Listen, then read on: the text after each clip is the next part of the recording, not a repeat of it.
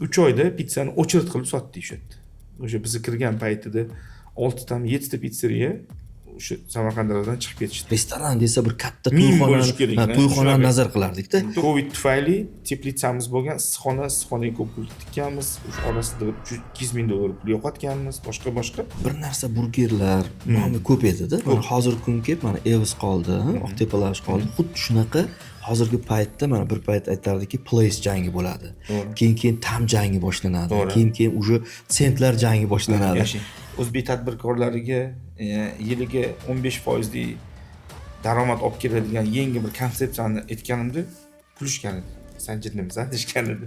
U skladni sizni xolodilningizga hisoblaydi-da. Yashang. O'shani hisobiga agar siz 12 ta olsangiz $8 ga olasiz, bir dona olsangiz $1 olasiz. Yashang. Little Italy'ning Express maqsadi nima desangiz, maqsad har bitta ishda missiya bo'ladi. Missiya shundan iboratki, pizza degan mahsulotni xalqimiz ongida gummaxonim darajasiga tushirib qo'ymoqchiman. Sizni vazifangiz bir marta yedirib ko'rsatish ekan. Bo'ldi, bir marta.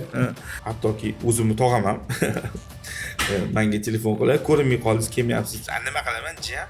Oldinda ochib qo'ygansan, imbazardan chiqib qolgan pizza diladi. Birinchilardan bo'lib siz o'sha kesilgan, ya'ni bir dona sotiladigan pizzani siz qo'ydingiz. Bizda bitta zo'r aksiya bor. Nima u?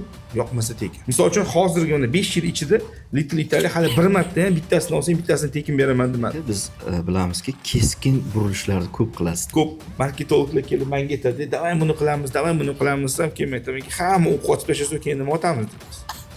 Boshimizni shu o'tiramizmi? Siz kerakli vaqtda otar ekansiz. O'zbekiston bo'yicha nechta filial qanaqa qilmoqchisiz? Bu bo'yicha kelajakdagi maqsadlaringizni ham aytsangiz.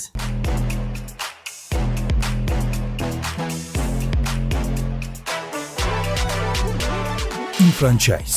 Franshiza bu erkinlik kalitidir. Assalomu alaykum aziz kuzatuvchilar. Mana bugun Franchise loyihamizda navbatdagi sonni boshlab oldik. Bugungi mehmonimiz Little Italy brend asoschisi, tadbirkor hamda franchizer Xurshid aka Ahmedov. Assalomu alaykum. Xurshid aka, rahmat. Chaqirganingiz rahmat. Xurshid aka, bizni bilasizmi, loyihamiz imенно franchise bo'lganligi uchun franshizaga oid bo'lgan mavzuda xudo xohlasa chuqurroq yondashsak, shunchaki brend emas, ya'ni tizim haqida, ya'ni gigant kompaniya qurish haqida. Chunki sizni bilamiz, bu sohada ancha yillik tajribangiz bor.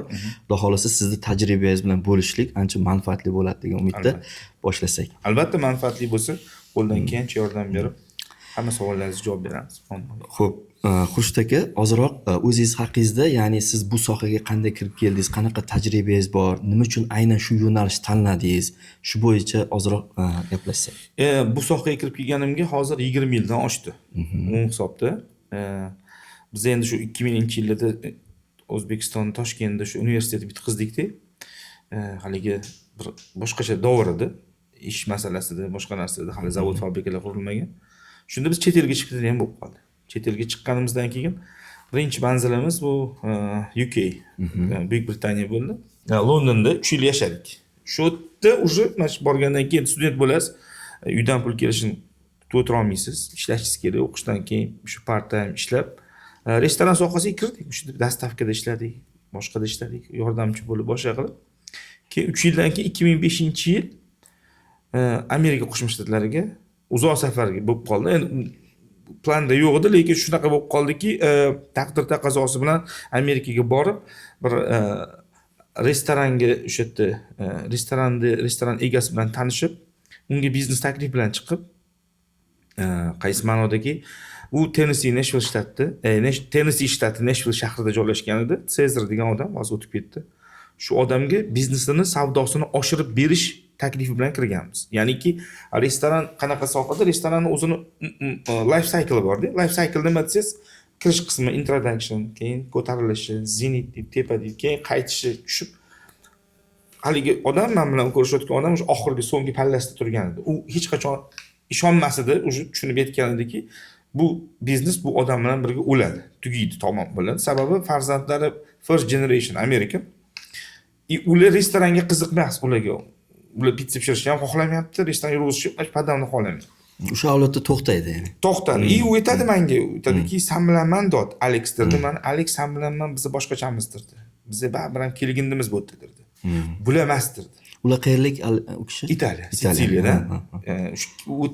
Italiya, Sitsiliyada tug'ilgan va ko'chib kelgan bizga o'xshab, xuddi immigrant bo'lib kelib, o'sha yerda biznes qilib, yashab, qolib, amerikanец bo'lib ketgan odam.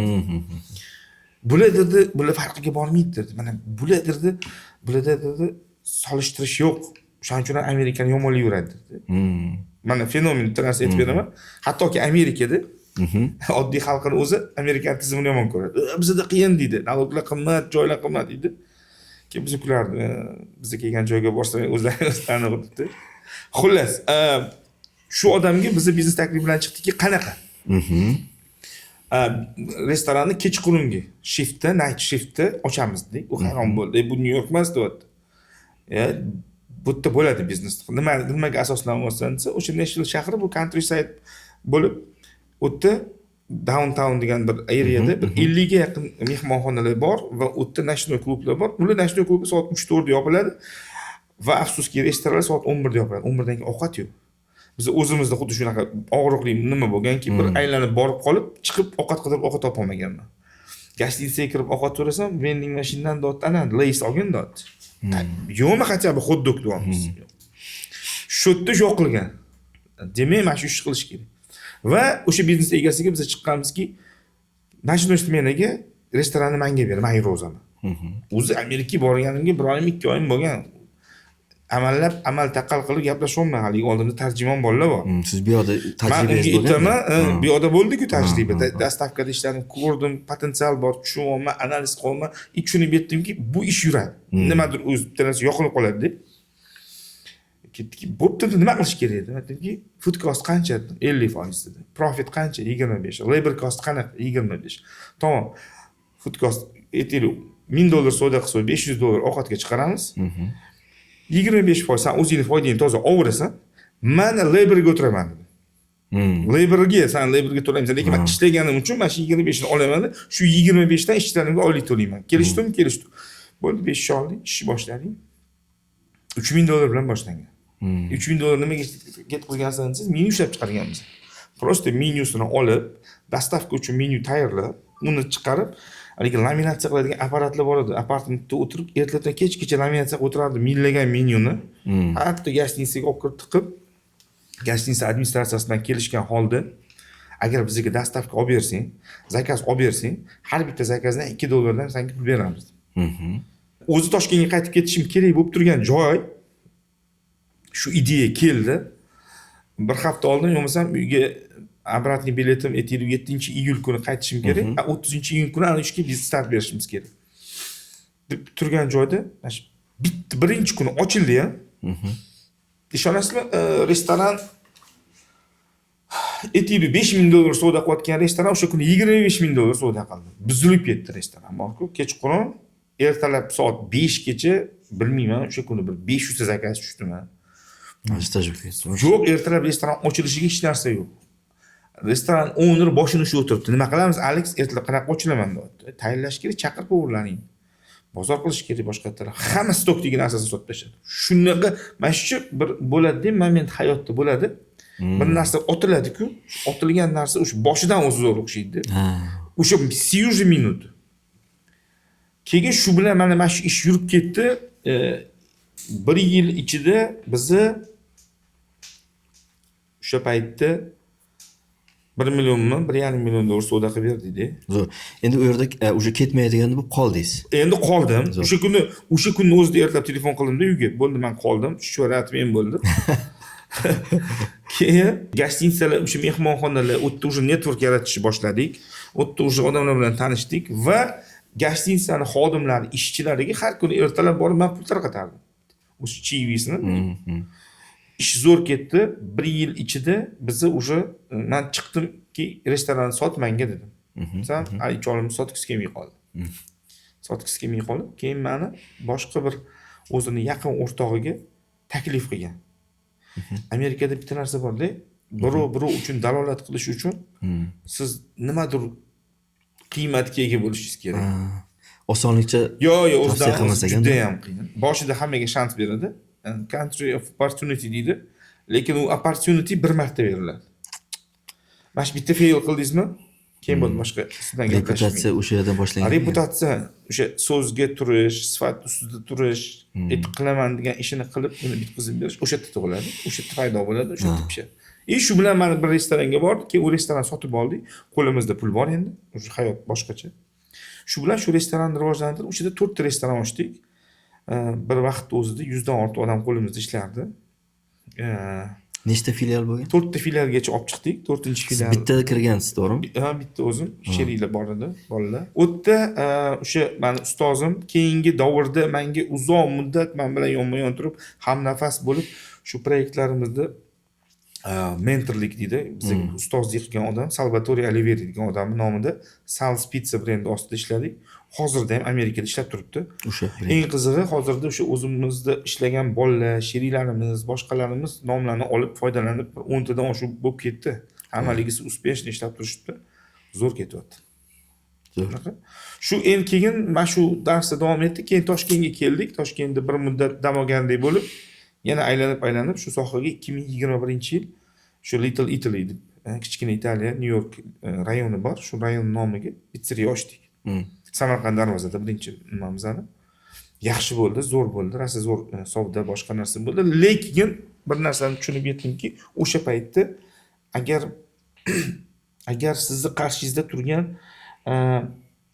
konkurentlar desam noto'g'ri bo'ladi-yu, kollegalar deylik. Kollegalaringizni birini 100 ta to'shkasi bor, birini 80 ta, biri lavash biznesini qiroli, biri unda, biri bunda de. Lekin siz bir kichkina nima bilan kirib kelsangiz, ular bilan raqobatbardosh bo'lishingiz uchun yoki katta miqdorda produksiya bo'lgani bilan katta miqdorda qaysidir muddat uchun pul bilan kirib ketish kerak. O'sha paytda menda shunaqa sharoit bo'luvdiki, Covid tufayli teplitsamiz bo'lgan, issiqxonaga ko'p pul tikkanmiz, o'sha orasida 200 ming dollar pul yo'qotganmiz, boshqa. Xullas men tushunib yetdimki, men uchun bu o'zbek bozorida, ya'ni O'zbekistonda nomim chiqishi uchun, odamlar xalq tan olib, mana shu pizza zo'r ekan deyishi uchun premium segmentga sakrashimiz kerak bo'ldi. Nima turtki berdi desangiz, shunaqa vaziyat bo'ldiki, birinchi kuni pizzeriyani o'sha Samarqandimizda ochganimizda Ramazon kunlarida edi. 300 ming so'm savdo qilganmiz. Bir qarab kulgan, nima bo'lyapti deb. Bir amaki kelib, "Bolam, sen bu pizzani eski pizza sotasanmi? Yangi pizzang yo'qmi sani? Sveji pishirmaysanmi?" deb gapirgan vaqtdan bo'lgan. Lekin alhamdulillah, ishimiz, sifati, mahsulotimiz zo'rligi uchun 3 oyda pizzani o'chirt qilib sotdik shu yerda. O'sha biz kirgan paytida 6 ta, 7 ta pizzeriya o'sha Samarqanddan chiqib ketishdi. U narxga qancha bo'ldi unda taxminan? 2021-chi? 21. 22 orasida bo'tgan gap. Zo'r savdo, zo'r, hamma narsa zo'r, hech qanaqa bir nima yo'q. Lekin menda bitta narsa bo'ldiki, bir mijozimiz kelib bizdan pizza olib, Coca-Cola nechi pul dedilar? 1,5 litr kolani 15 ming desam, farzandlarimning qo'liga 13 ming berdilar deb, bor anta olib kelgan dedilar. Endi o'shanda tushunib yetdimki, zar qadrini zargar biladi deydi. Men odamni asujdat qilmoqchi emasman, lekin biznes nuqtai nazardan, biznesmen sifatida o'z o'rningizni bozorda to'g'ri topishingiz uchun segmentni to'g'ri tanlash kerak. To'ppa-to'g'ri. Va menda shunaqa narsa o'sha yerda yoqildiki, to'xta Xurshid, agar sen yaxshi investorlarni, puldor biznesmenlarni yoki bir mana shu narsani masshtabirovать qilmoqchi bo'lsang, demak sen premium segmentga chiqib o'zingni ko'rsatishing kerak, qanaqaligini. Va men restoran ochishga qaror qildim. Va o'sha birinchi nimamiz Shota Rustaveli ko'chasida bo'ldi. Ochildi. Ochilgan kunini o'zidan birinchi kundan savdo zo'r. Hech qanaqa nima yo'q. Ishonasizmi, 85%, 90% gacha bo'lgan mijozlarimiz Samarqandda o'zidan bizani qidirib kelishdi pizzamiz. Haligacha keladi. Rahmat deyman. Eshitayotgan bo'lsa, baraka topinglar, mana sizlarni shuni qo'llab-quvvatlayverman. Shunaqa bo'ldi. Keyin Maksim Gorkiyda kattaroq qilib, boshqacharoq qilib, oilaviy qilib yana bitta restoran ochdik.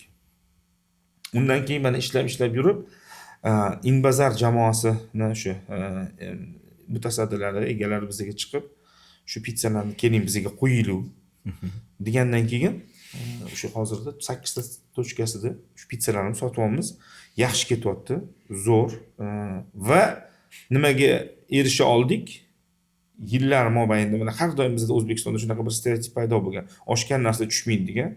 Mana qadrli tomoshabinlar, kelib yurgan mijozlar, mana hozir Italiyaga borsanglar, Pitsa narxi ham tushgan, narxlar ham tushdi. Orqaga qaytarib, u nimani evaziga sifatdan biz o'g'irlamadik, ishimizdan o'g'irlamadik yoki bir xomashoni kam olmadik. Hamma narsa o'shanda turibdi.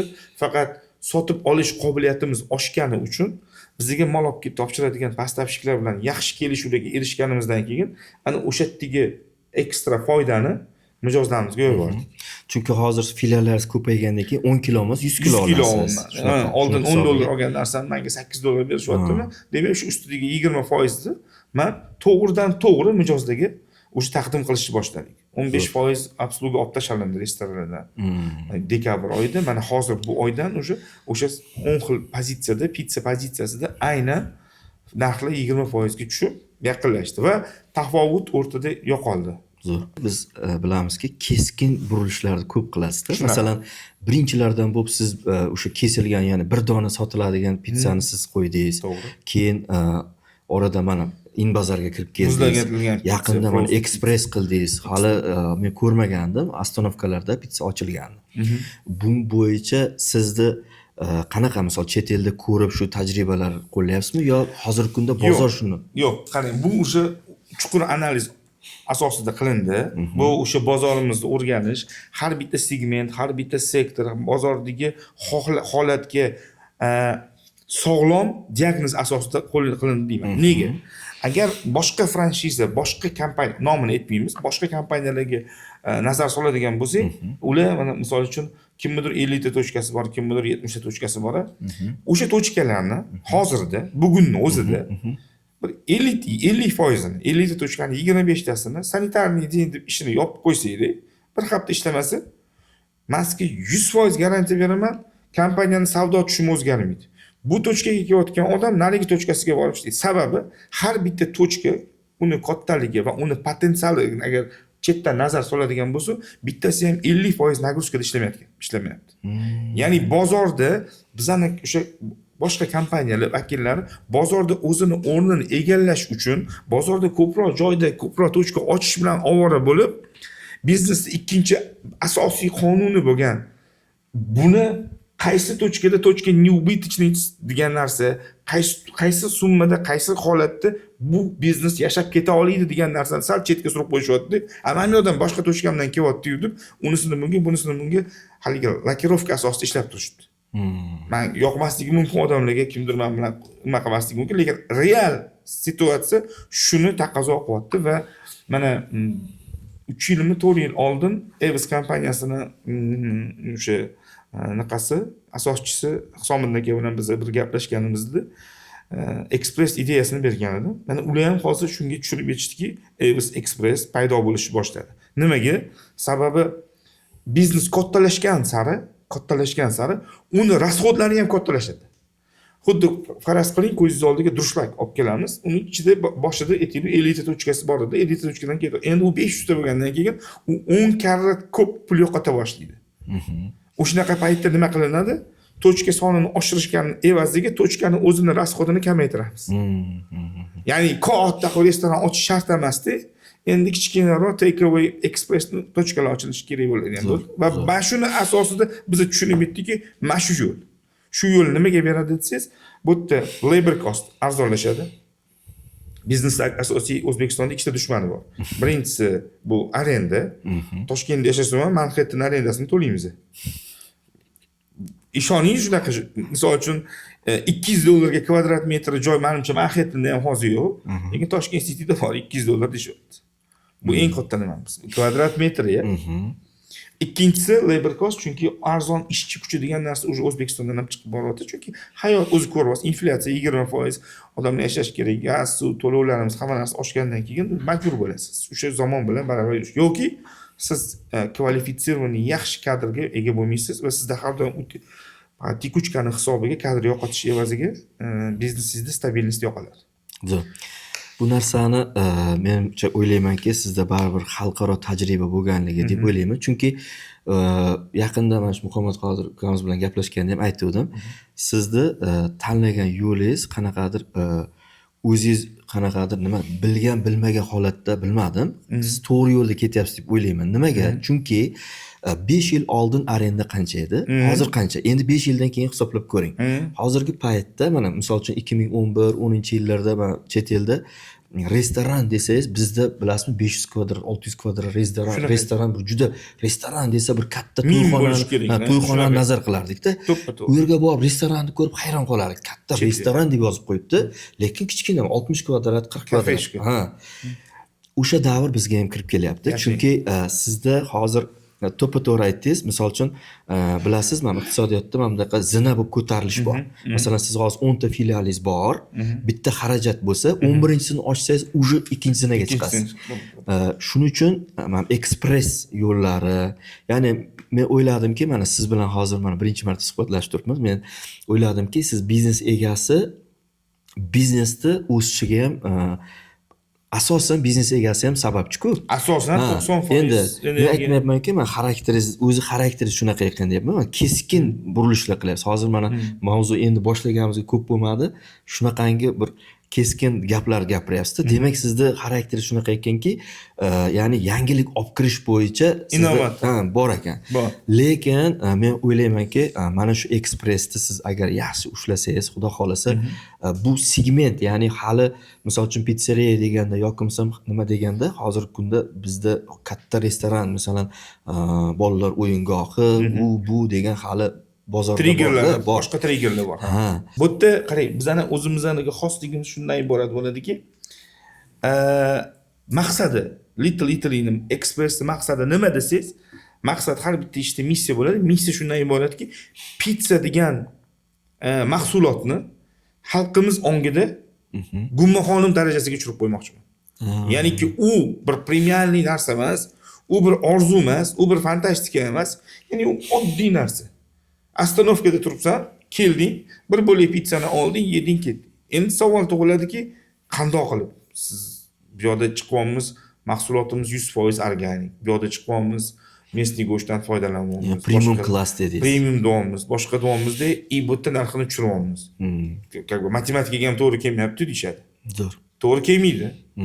Agar biza klassik metodda o'ylasak, lekin biza korobkani ichidan chiqib, vaziyatga bundoq baho berib turib, mana o'zimda mana savol bo'lyapti. Express ochganmizda, qarang, Expressda sirli pizzamiz 16 ming so'm. Hozirda. Restoranimizda Maxim Gorkiy orasi 50 metr. Unisi bilan bunisi. Bir xil mijoz ham o'tga kelib pizza yeyapti hozir, ham o'tga keladi. Va o'sha mijoz men savdoda turganimda savol beryaptiki, nimaga bu yerda arzon dedilar. Sifat sal boshqaroqmi? Yo'q, arzonroq narsa yashato'sizmi? Yo'q. Bir xil o'sha oshxonadan chiqib keladi zagotovka, o'sha oshxonaning narsasini shu yerda pishiryapmiz. Adinkadan. Даже inbazar pizzalari ham birga bir. Hech qanaqa nima yo'q, chunki bu o'sha dogovorda yaxshilab belgilab qo'yilgan. Bizning haqqimiz yo'qni o'zgartirishga.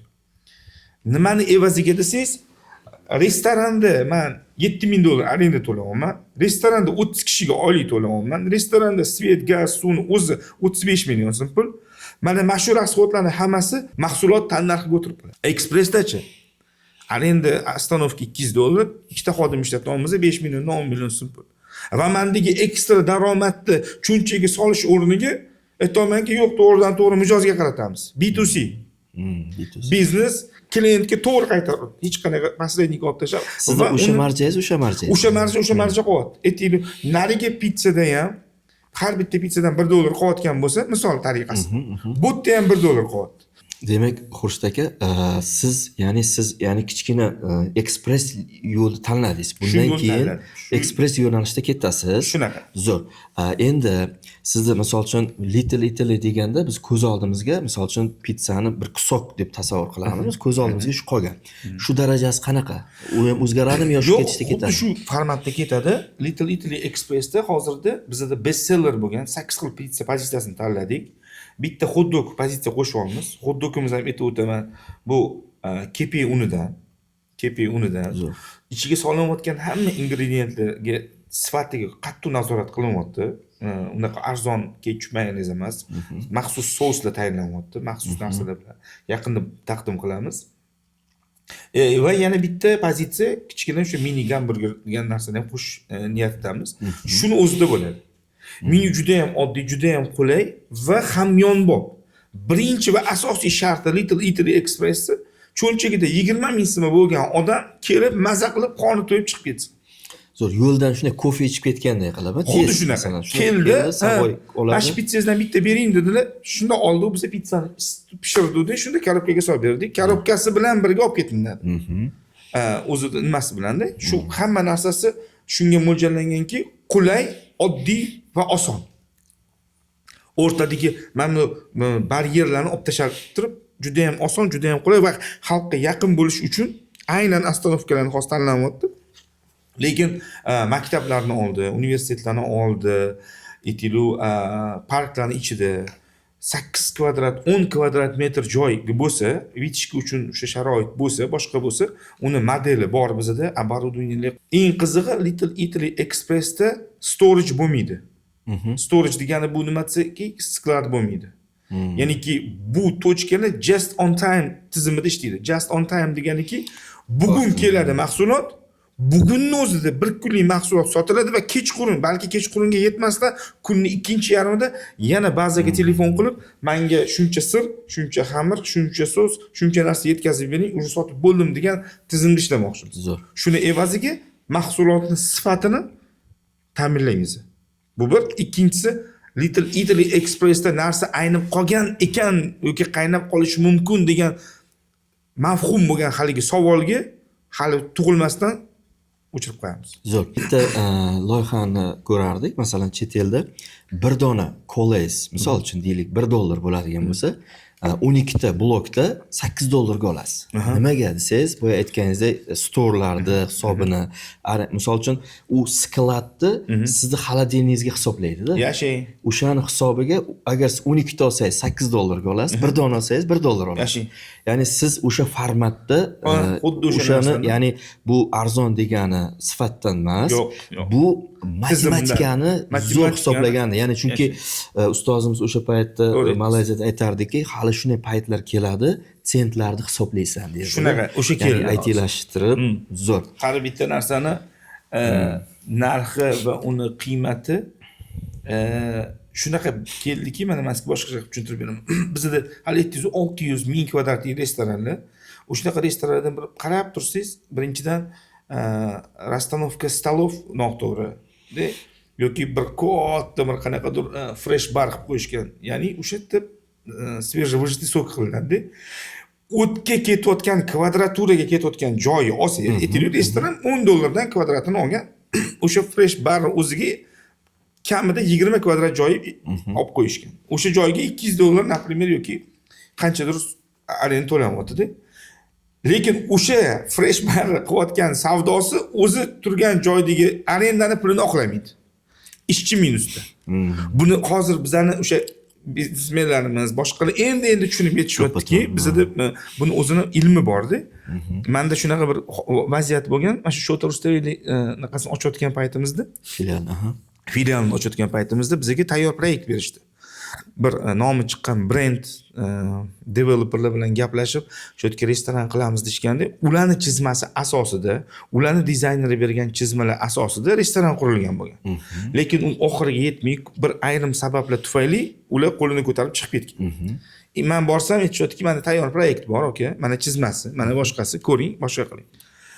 120 kvadrat joyga 28 ta посадочный место beryapti.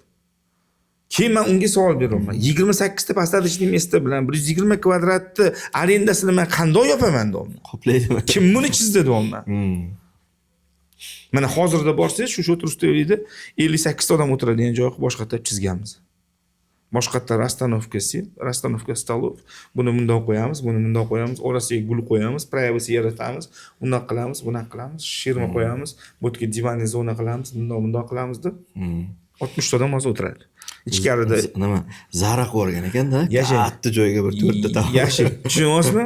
Bu xato, bu biznes yondashuv emas. Agar bu endi u paytlarda arendalar arzon bo'lgan, eskicha qolib ketib qolganda, bu o'sha Yaponiya, Amerika, London, boshqa joylar bizda biz ishlagan joyda har bir kvadrat metr joy. Mana shu aytaylik, ice machine turibdi, ya'ni yog' chiqaradigan mashina turibdi. Shu yog' chiqaradigan mashinani chiqarayotgan yaxini miqdori turgan joyi arendasini yopish kerak. Ya'niki siz kamida 200 stakanga o'sha yerdan yog' olishingiz kerak. Agar 200 ta emas 150 ta olyapsizmi, sizga lutch yog' tayyorini olib kelib malizga tiqib qo'yganingiz yaxshi. Zo'r. Shu darajada hisob-kitob bo'lishi kerakki, oxirgi paytda, oxirgi kunda shu sohaga kirgan odam uni bozgaridan ustunlik tomonini his qila olishi kerak. Zo'r.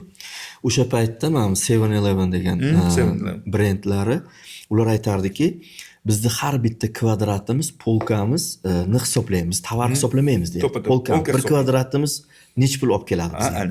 O'shanga qarab ularda distributor olib kelayotgan mahsulotini bizni polkamizda oqlaydimi yo'qmi? To'ppa-to'g'ri. O'shanga qarab qo'yiladi. Qarang, уже restoranga ham kirib keldi u davr. Keldi, bu ancha bo'lgan.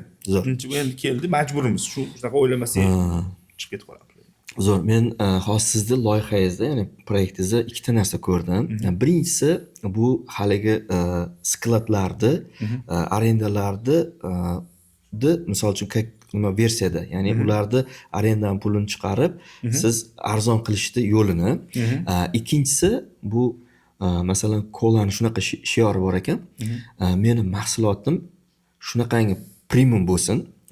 Prezidentlar ham bemalol ola olsin, Ferrari ham bariga qo'yib qo'ya olsin, lekin narx oddiy xalq bo'lsin. Xuddi shunaqa narsa, yashang. Xuddi shunaqa narsa. Buni men o'zimizni o'zbek tilida aytaman. Birinchi marta Toshkentga kelganimda, oradan endi 16-17 yil o'tdi. Biz aqlimiz o'ta tanidi. Bu yoqqa kelganimizda bir Amerika kompaniyasi Generac degan kompaniyani представители bo'lib kelganman. O'sha yangi kompaniya edi. U energiya sohasida generatorlar boshqalar qiladi, sohadan sal uzoqroq. Lekin shu yerda bir narsa bo'ldiki, menga narxi qimmat bo'lganida o'sha eski hukumatimiz vakillari aytishdiki, bizga dedi, zo'r narsa bo'lsin dedi, lekin arzon bo'lsin dedi. Bu bilasizmi? Yevropeyts odam uchun yoki o'sha Amerikada, g'arb davlatlarida yashagan inson uchun yoki o'sha yerda tarbiyasini, o'sha yerda o'quv tizimi boshqasida ko'p bo'lgan odam uchun bu pur deb ketib qoladi. Qanaqa qilib zo'r bo'lsin-da, u arzon bo'ladi. Ili arzon bo'ladi, sifatidan sal yo'qotamiz, yoki zo'r bo'ladi, sifatiga yo'q. O'zbekiston uchun zo'r bo'lsin va arzon bo'lsin. Va bilasizmi, mana shu narsani yechimini biz hozir Little Expressda topdim deb o'ylayapman. Qo'y. Zo'r. Aynan shu narsaga javobni mana oradan hozir bu gap eshitganimga 10 yil bo'lgan bo'lsa, 10 yil bu o'rganishki, qanday qilaman buni arzon va sifatli narsani taqdim qilish. Yechimini topdingiz. Topdim deb o'ylayman. Alhamdulillah, yo'li shu yerda ko'ryapman. Bunga menga shu Inbazar do'konlarining asoschisi portlabdi-da, signal berdi, shu narsani berdi. Shu bola ukamiz juda ham aqlli nima, yaxshi nima aytdiki, mana shu narsa dedi. Mana shu narsa bilan ketsangiz bo'ladi. Mana shu narsada dedi, O'zbekistonda barakat. Va mana o'sha ko'ryapmiz. Mana ochildi birinchi tochkamiz. Biz hech qanaqa sharpar osmadik. Bir bloger chaqirmadi. Hech narsa, prosta bordi, o'sha kunimda ochdi-da, pitsa pishirishni boshladi. O'ylagandan yaxshi so'da bo'ldi. To'g'ri vaqtda, to'g'ri joyda tura olishlik ham muhim. Bozordagi o'sha oruvni topib, o'sha oruvga to'g'ri diagnoz qo'yib, javob bersangiz, xalq uni qabul qiladi. Zo'r. Endi Xurshid aka, mana o'zingiz haqingizda, biznesingizda qanday kirib kelganligingiz, hozirgi yo'nalishlaringiz ko'rdik. Endi hozirgi kunda misol uchun agar misol uchun biznesda bilasiz, 3 ta chiziq bo'lish kerak deydi. Ko'k chiziq bu vudur ko'payib ketsa qanday qilaman? Qizilga tushib qolsam qanday qilaman? Agar stabil ketsa qanaqa etapda ko'tarilaman? Endi hozir mana ekspress qildingiz, ko'pchilik qiziqish bildirib, agar bu ya'ni franshizalar ko'payib ketadigan bo'lsa, siz sklad jihatdan, produkt jihatdan unga tayyormisiz? Qanaqa? Albatta, bu narsalarga kelishdan oldin shu bizning hamkor kompaniyalar bilan o'sha переговорlar boshlangan hozir. O'shani o'sha foydasini ola oldik, o'sha berishyapti, ularda ishonch bor va ularda yana shunaqa talab qo'yilyaptiki, Xurshidga yana ham ko'p olsangiz, yana ham ko'p, yana ham arzon qilib beramiz. Yana ham arzon qilib beramiz va to'g'ridan to'g'ri endi dilerlarsiz, o'zbek tilida aytganda o'rtakashlarsiz, to'g'ridan to'g'ri. Asosan biz o'sha pizzani asosiy mahsuloti o'zi sir oka. Mana shu sir arzon, sifatli sir arzon olib kela olsangiz, siz anladingiz, chunki eng ko'p ishlatadigan mahsulotimiz shu va uni tan narxini belgilashda 90% faktor sirga bog'liq. Endi shunaqa bo'ldiki, menda shunaqa nima turibdiki, o'y, xayol, mana shuni ichida yashab yuribman hozir. Farazdan qo'ymanki 100 ta tochkam bo'lsa, qanaqa miqdorda men sir ola olayman va qanaqa taklif bilan zavodga chiqa olayman? O'sha Rossiyada bo'ladimi, Italiyada bo'ladimi, Belarusiyada boshqa yerda bo'ladimi, chiqib ular bilan to'g'ridan to'g'ri kontrakt olib va o'sha yerdan olingan foydani biz bilan sherik bo'lib, o'sha bizdan franchiza sotib olgan hamkorlarimiz bilan baham ko'rish. Maqsadki bugun Etilu pitssaning narxi menimcha tushyapti. Franchiza egalariga shunaqa shokolad tuz beriladi. Ya'niki 10 tagacha Mamondorda turamiz, 15 tagacha Mamondorda turamiz. 100 ta bo'lganda bilasizmi, ya'niki komandadagi har bir o'yinchi mana shu narsani oshishiga, mana shu narsani ko'payishiga, mana shu tizimni, mana shu yo'nalishni ko'payishiga aplodirovать qiladigan bo'ladiki, o ko'p ochyapti, men demak skladdan narx tushiradi.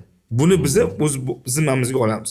Shundagina biz o'z partnyorlarimiz bilan to'g'ri partnyorskiy win-win tizim yaratganimiz evaziga bizaga raqobatbardosh bo'lgan kompaniyalarda ustunlikka erishamiz. Chunki profit marjin oshadi, себестоимость tushadi va bizda ekstra xod paydo bo'ladi marketingga yo'naltirishga yoki boshqa qanaqadir aksiyalar bilan mijozlarimizni xursand qilishga. O'zi franshizani ham Xurshid aka juda to'g'ri aytdingiz. Franshizani afzalligi ham shunda deb o'ylayman. Chunki mana bir paytlar bo'lgan, ya'ni qullik davrida 200 kishi, 300 kishi ishlagan. U ham bitta biznes model. Keyin texnologiya chiqdi, traktor, buldozer chiqdi-da, 200 kishi hojat qolmadi. Endi o'tdi. Keyin texnologiya asri bo'ldi. Ya'ni bozor bo'shligi uchun kimdir 4 ta shveyka olib o'zi tikib, o'zi upakov sotardi. Keyin kimdir burchatga chiqarar, salafon chiqarar. Ya'ni kimnidir brendini olishga hojat yo'q edi, bozor bo'sh edi. Keyin nima dedi? Keyin dedi, bozor to'lavergandan keyin shoshma dedi. Men dedi faqat ishlab chiqaraman dedi. Men dedi faqat sotaman dedi. Men distributor yetkazib beraman dedi. Ya'ni MLM, ya'ni distribution business paydo bo'ldi, model paydo bo'ldi. Endi u paytda nima bo'ldi? B2B, B2C paydo bo'ldi. Endi hozirgi kunda franshiza modeli nima uchun ustunlikka erishyapti? Chunki unda F2C, ya'ni siz fabrikadan to'g'ridan to'g'ri C ga borganingiz uchun ham hozirgi gapni bu model kimdir agar endi kimdir hozirgi kunda уже o'tmasa bozordan chiqib ketish ehtimoli bor. Katta va bilasizmi, o'sha siz tanishingiz aytgandek sentlar davri keldi. Bir paytda men 2008-yillardamidi, 2010-yillardamidi o'zbek tadbirkorlariga yiliga 15% daromad olib keladigan yangi bir konsepsiyani aytganimda kulishgan edi. Sen jinnimisan deshgan edi. Men konvertatsiyaga pul chiqarsam 100% qoladi dedi. Tushuntiroldim, bozor boshqacha edi, sharoit boshqacha edi. O'yin qoidalari ham boshqacha edi. Chiqarsa bo'ldi edi. Kimda misol uchun vazn bo'lsa boshqa. Hozir unaqa emas. Hozir mana 2017-yildan keyingi prezidentimiz tashabbuslari bilan yo'l ochilib, konvertatsiyalar ochilib, raqobat, sog'lom raqobat o'rtaga kela boshladi. Ki siz mana misol uchun oldin bizda valyutaga do'sti bo'lmagandan keyin qanday qilib siz o'sha zavod bilan gaplashasiz, kada sizda konvertatsiya bo'lmasa? Savol tug'iladi. Hozir unaqa emas. Shu narsalardan endi richaklardan to'g'ri foydalansa, uni foydasini bizning interesimiz nimada desangiz, o'sha tizim yaratgan foydani asosiy nimasini mijozgacha yetkazib berish. Diqqat bilan eshiting. Cho'nchagimizga olib qolish emas, yoki bizdan franchiza sotgan partnyorimiz cho'nchagida ham qolib ketish emas. To'g'ridan to'g'ri bizga mijoz bo'lib, bizning mahsulotimizni qo'llab-quvvatlagan mijozlarimizga to'g'ridan to'g'ri yetkazish. Oliy maqsad shu. Zo'r. Haqiqatan mana bir paytlar bo'lardi. Bir narsa burgerlar nomi ko'p edi-da. Mana hozirgi kunga kelib mana Evs qoldi, Oqtepalar qoldi. Xuddi shunaqa hozirgi paytda mana bir payt aytardiki, place jangi bo'ladi. Keyin tam jangi boshlanadi. Keyin уже sentlar jangi boshlanadi. Shu endi o'ylamanki, franshiza modelga o'tishlikda aytganingizda win-win bo'lishligi uchunga, keyin o'sha sentlarni hisoblashligingiz uchun ham bu franshiza modeli afzal. To'g'ri yo'l faqat shu. Negaki farazan qilaylik, aytaylik, bir tadbirkor. Mana hozir bu yil 2026-yilda prezidentimiz yangi qarorlar asosida YTT, yakka tartibdagi tadbirkor uchun 4% lik soliq 1% ga tushdi. Va bilasizmi, mana biz hozir taklif qilmoqchi bo'lgan Little Italy Express YTT bilan ishlash uchun eng unikal taklifdi. Fakr shu savolni bermoqchi. Franshiza summasi katta emas. Operatsionkada etilu bir oila, bir yosh oila, yangi uylangan bola, shu odamni biz pitserist qilib tayyorlaymiz, buni power qilamiz. Oldiga o'zini ukasini oladi yoki ayolini oladida, shu shoxobchani ochadi. Oilaviy biznes. Oilaviy biznes. U bozorga bormaydi. U mahsulot sifatini o'rganmaydi. U mahsulot tayyor polufabrikat holatdagi o'sha bizani orqa tomonda back endda qilinayotgan ishlarimiz uchun вообще boshini qotirmaydi. Uni faqat qiladigan ishi har kuni narsasi qolmagan paytda skladga o'sha Telegram bot orqali bo'ladimi yoki определенный o'sha programma orqali zakaz beradi. Menga mana kerak. Va unda shunaqa narsa paydo bo'ladiki, eshigini ochib, o'sha business hours kelishilingan soat 8 dan 12 gacha bo'lgan joyda eshigini ochib o'sha yerda turib bersa bo'ldi. Yo, odam Bo'ldi, mijozga ko'rsat, boshqa qil. Orqada endi marketingi bor, uni bozorga produktni joylash bor, boshqa narsadan o'sha ofis. Franchayzer bizani bo'ynimizda bo'ladiki, kelinglar, давайте, поддержим. Logistikasini поддержать qilib beramiz. Unda 24/7 kontakt bor. Allo, keling, mana narsamni olib ketayman. Sababi biz bilamiz, unga biz hech qanaqa storage qoldirmadik. Unda sklad uchun yoki tam xamir uchun, uni uchun, sousi uchun boshqa yo'q. Unda o'sha bugungi va hozirgi holat uchun mahsuloti bor. U telefon qildimmi, demak 24/7 da xuddi skoriy pomoshdagi mashina yetib kelib narsasini to'latib ketish kerak. Bu bizning zimmamizdagi tizimni anonsi bo'ladi. Mas'uliyati bo'ladi. Zo'r. O'zi chet elda bilasizmi, franshizani 3 xil modelda sotib oladi. Birinchisi investor. Masalan, men pul tikaman deydi, imkon qadar o'zi ya'ni dividend olib turay deydi. Chunki siz unga siz misol uchun chef power kerak emas, ya'ni tizimlashtirganingiz uchun uni xodimini olib kelasizda, uni GM ya'ni PM qilib tayyorlaysizda, uning uchun passiv daromad. To'ppa-to'g'ri. Endi ikkinchi yo'nalish bor, tadbirkorlik. Siz yaxshi bilasiz, menimcha, ana bu Amerikada Greg Flynn degan odam bor. Hozirgi kunda 67 yoshda bo'ldi, adashmasam. 2400 ta franshiza olgan, $1 milliard daromad ko'ryapti. Ya'ni u ham tadbirkorlik, ya'ni biznes. Chunki u qaysidir franshizadan 10 ta sotib oladi, qaysidandir 20 ta, ya'ni u tadbirkorlik qiladi. Uchinchisi bor, oilaviy biznes. Masalan, men obedgacha ukam savdo qiladi, obeddan keyin o'zim savdo qilaman, oilaviy biznes. Endi siz to'g'ri aytdingiz, sizda express, ya'ni franshiza modelingiz oilaviy biznesga ham, investor bo'lmoqchi bo'lganga ham yoki tadbirkor bir vaqtida 10 ta ham sotib olish. Shunaqa. Mana misol uchun viloyatlarga oladigan bo'lsak, viloyat darajasida ko'radigan bo'lsak, aytaylik, viloyatlardagi investorlarimiz shu sohaga qiziqadigan bo'lsa, bitta katta restoranning puliga 20 ta, men aytayotgan Little Italy Express otsak bo'ladi va 20 ta Little Italy Express uchun aynan o'sha viloyat yoki boringki viloyat demilu voha, vodiy, mana misol uchun Farg'ona vodiysi deganimizda Andijon, Farg'ona, Qo'qon, Farg'ona, Namangan mana shu shaharlarni o'zini egallab turib, o'sha yerda bir joyda bitta markazlashgan tizim yaratiladi. Bu markazlashgan baza Toshkentdagi baza bilan ishlaydi va mana bu markazlashgan bazani o'zi mana 20 ta tochka uchun sklad vazifasini o'taganini evaziga xuddi shu tizim o'sha yerda joriy qilamiz va bu tizim siz aytgan aynan investor uchun eng zo'r passiv daromad bo'ladi. Ya'niki u investor odam biz bilan kelishgandan keyin o'sha mahalliy odamlardan siz aytayotgan YTT yakka tartibdagi tadbirkorlarni topib, o'zi bu yerda ochilingan yuridik shaxs nomidan bularning o'rtasida ikkita dogovor qilib YTT bilan bu yuridik litso qiladi. Bu yuridik litso biz bilan birga qiladi, regionni o'zi boshqara oladi. Va bu ko'rasiz, bu yerda shunaqa narsa ishlaydiki, tizimni o'zini to'g'ri qo'yilishining evaziga bizda unikallik paydo bo'ladi va uni riski nimada? Misol uchun bitta lokatsiyada bir xodim ishga chiqmay qoldi degani, uni replace qilish antiga 20 tadan bittasini o'tkaziladi. Bo'ldi, akasi, sen bilan bugun bu xayrlashamiz, ishxona ish davom ettiraveradi bo'ladi. Chem anta restoraningizda 18 ta poweringiz bor, lekin 18 ta power kelishib oldi chef power bilan de bir narsasini xato qildingiz, 18 talar ish tashlab chiqib ketgandan keyin. Ya'niki human factor.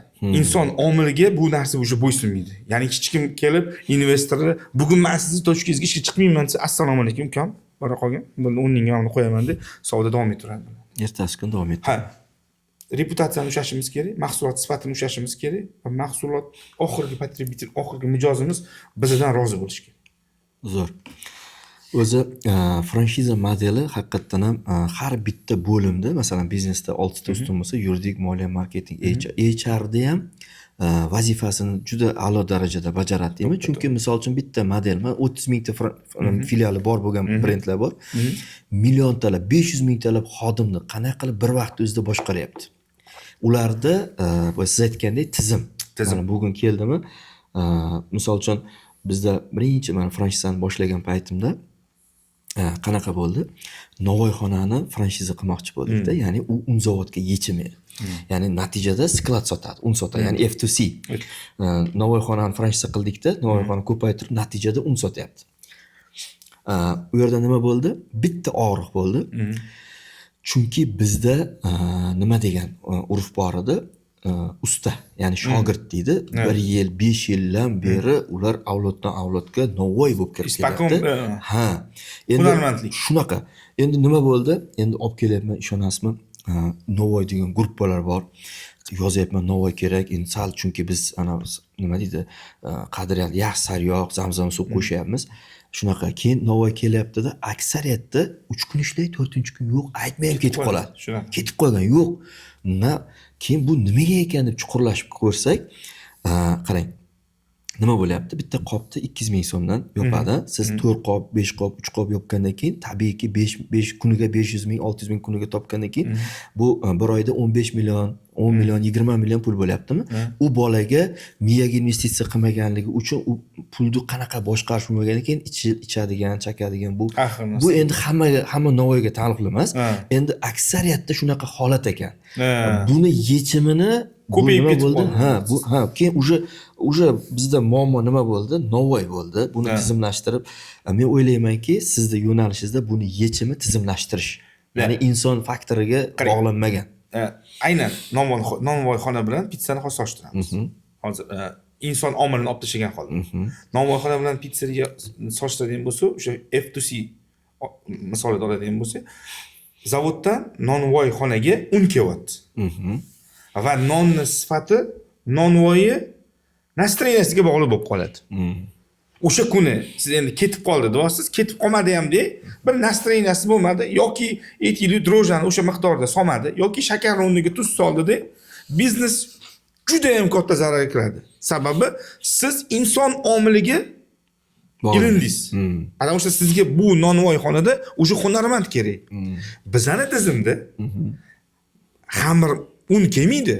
Tayyor xamir zo'lada keladi. Grammi bilan o'lchatilgan va aytaylikki o'sha bizning franchise aytsaki, menga 10 ta pepperoni uchun mahsulot desa, hamma narsasini gram bilan solib beriladi. Qo'yib bersa bo'ldi shuni. U yig'ib bersa bo'ldi, Legoga o'xshab.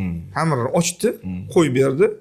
O'sha 5 minut pizzasini pishirdi, oldi, mijozga yetkazib bersa bo'ldi.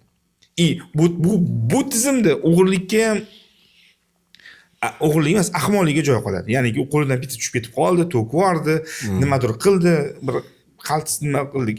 Lekin misol uchun 10 ta pizzadan 11 ta pizza chiqara olmaydi yoki 10 ta pizzani 9 ta qilib qo'ya olmaydi. Sababi hamma narsa o'sha kelishilgan gramda, kelishilgan sonda keladi.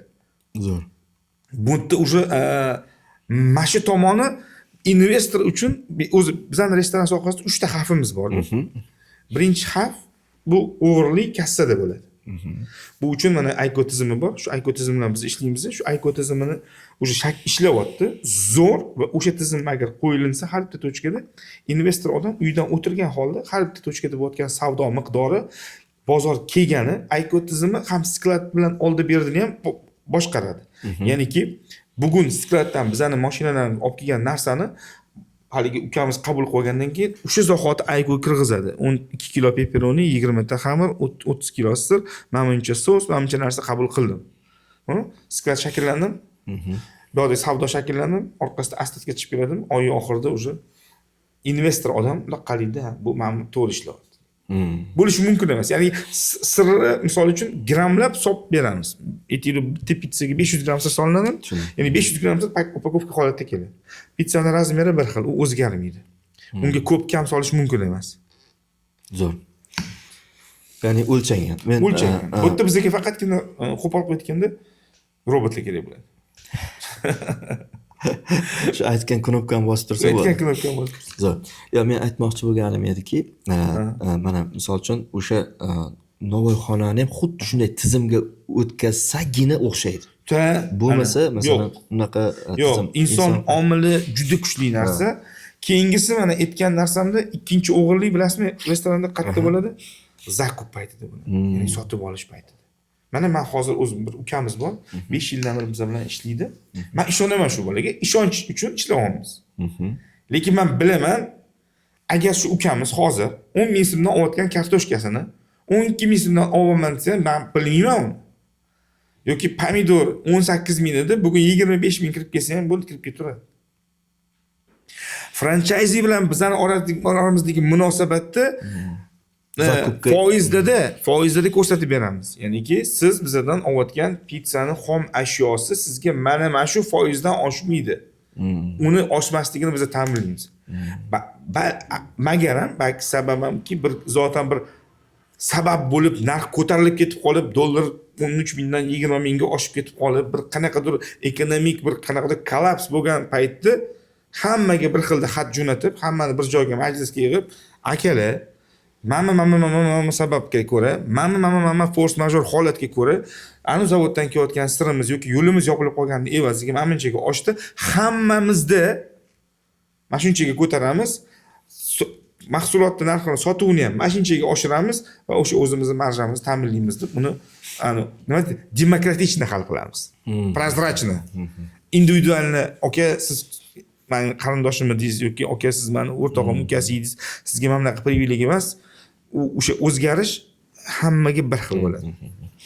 Shuni ham bir misol uchun o'z bilasiz, birinchi tartiblash, keyin tizimlash, keyin avtomatlashtirish. Endi shuni ham qanaqadir avtomatlashtirishni bir o'ylab ko'rdingizmi? Masalan, narxni siz xat yozib ularga aytgandan ko'ra, misol uchun siz markazdan turib hammasini narxini narx siyosatiga qara olasizmi yo'qmi? Qanaqa? Yaqinda shunaqa narsa bo'ldiki, mana Inbazar bilan biz ishlab kelyapmiz 3 oy 4 oydan beri. Yaxshi, xalqimiz xursand, mijozlari xursand. Hattoki o'zimni tog'am ham menga telefon qilib, ko'rinmay qoldingiz, kelmayapsiz. Nima qilaman, jiyan? Oldinda ochib qo'ygansan, Inbazardan chiqib olib kelman pizza tiladi. Restoraningda qimmat, Inbazarda qimmat. Inbazarda xuddi shu gap mana. Eng og'riqli joyi shu, keyin shuni shu Inbazar administratsiyasiga aytdim. Hattoki meni tog'am ham sizlar ekranda o'qib qolibdilar, kuldilar.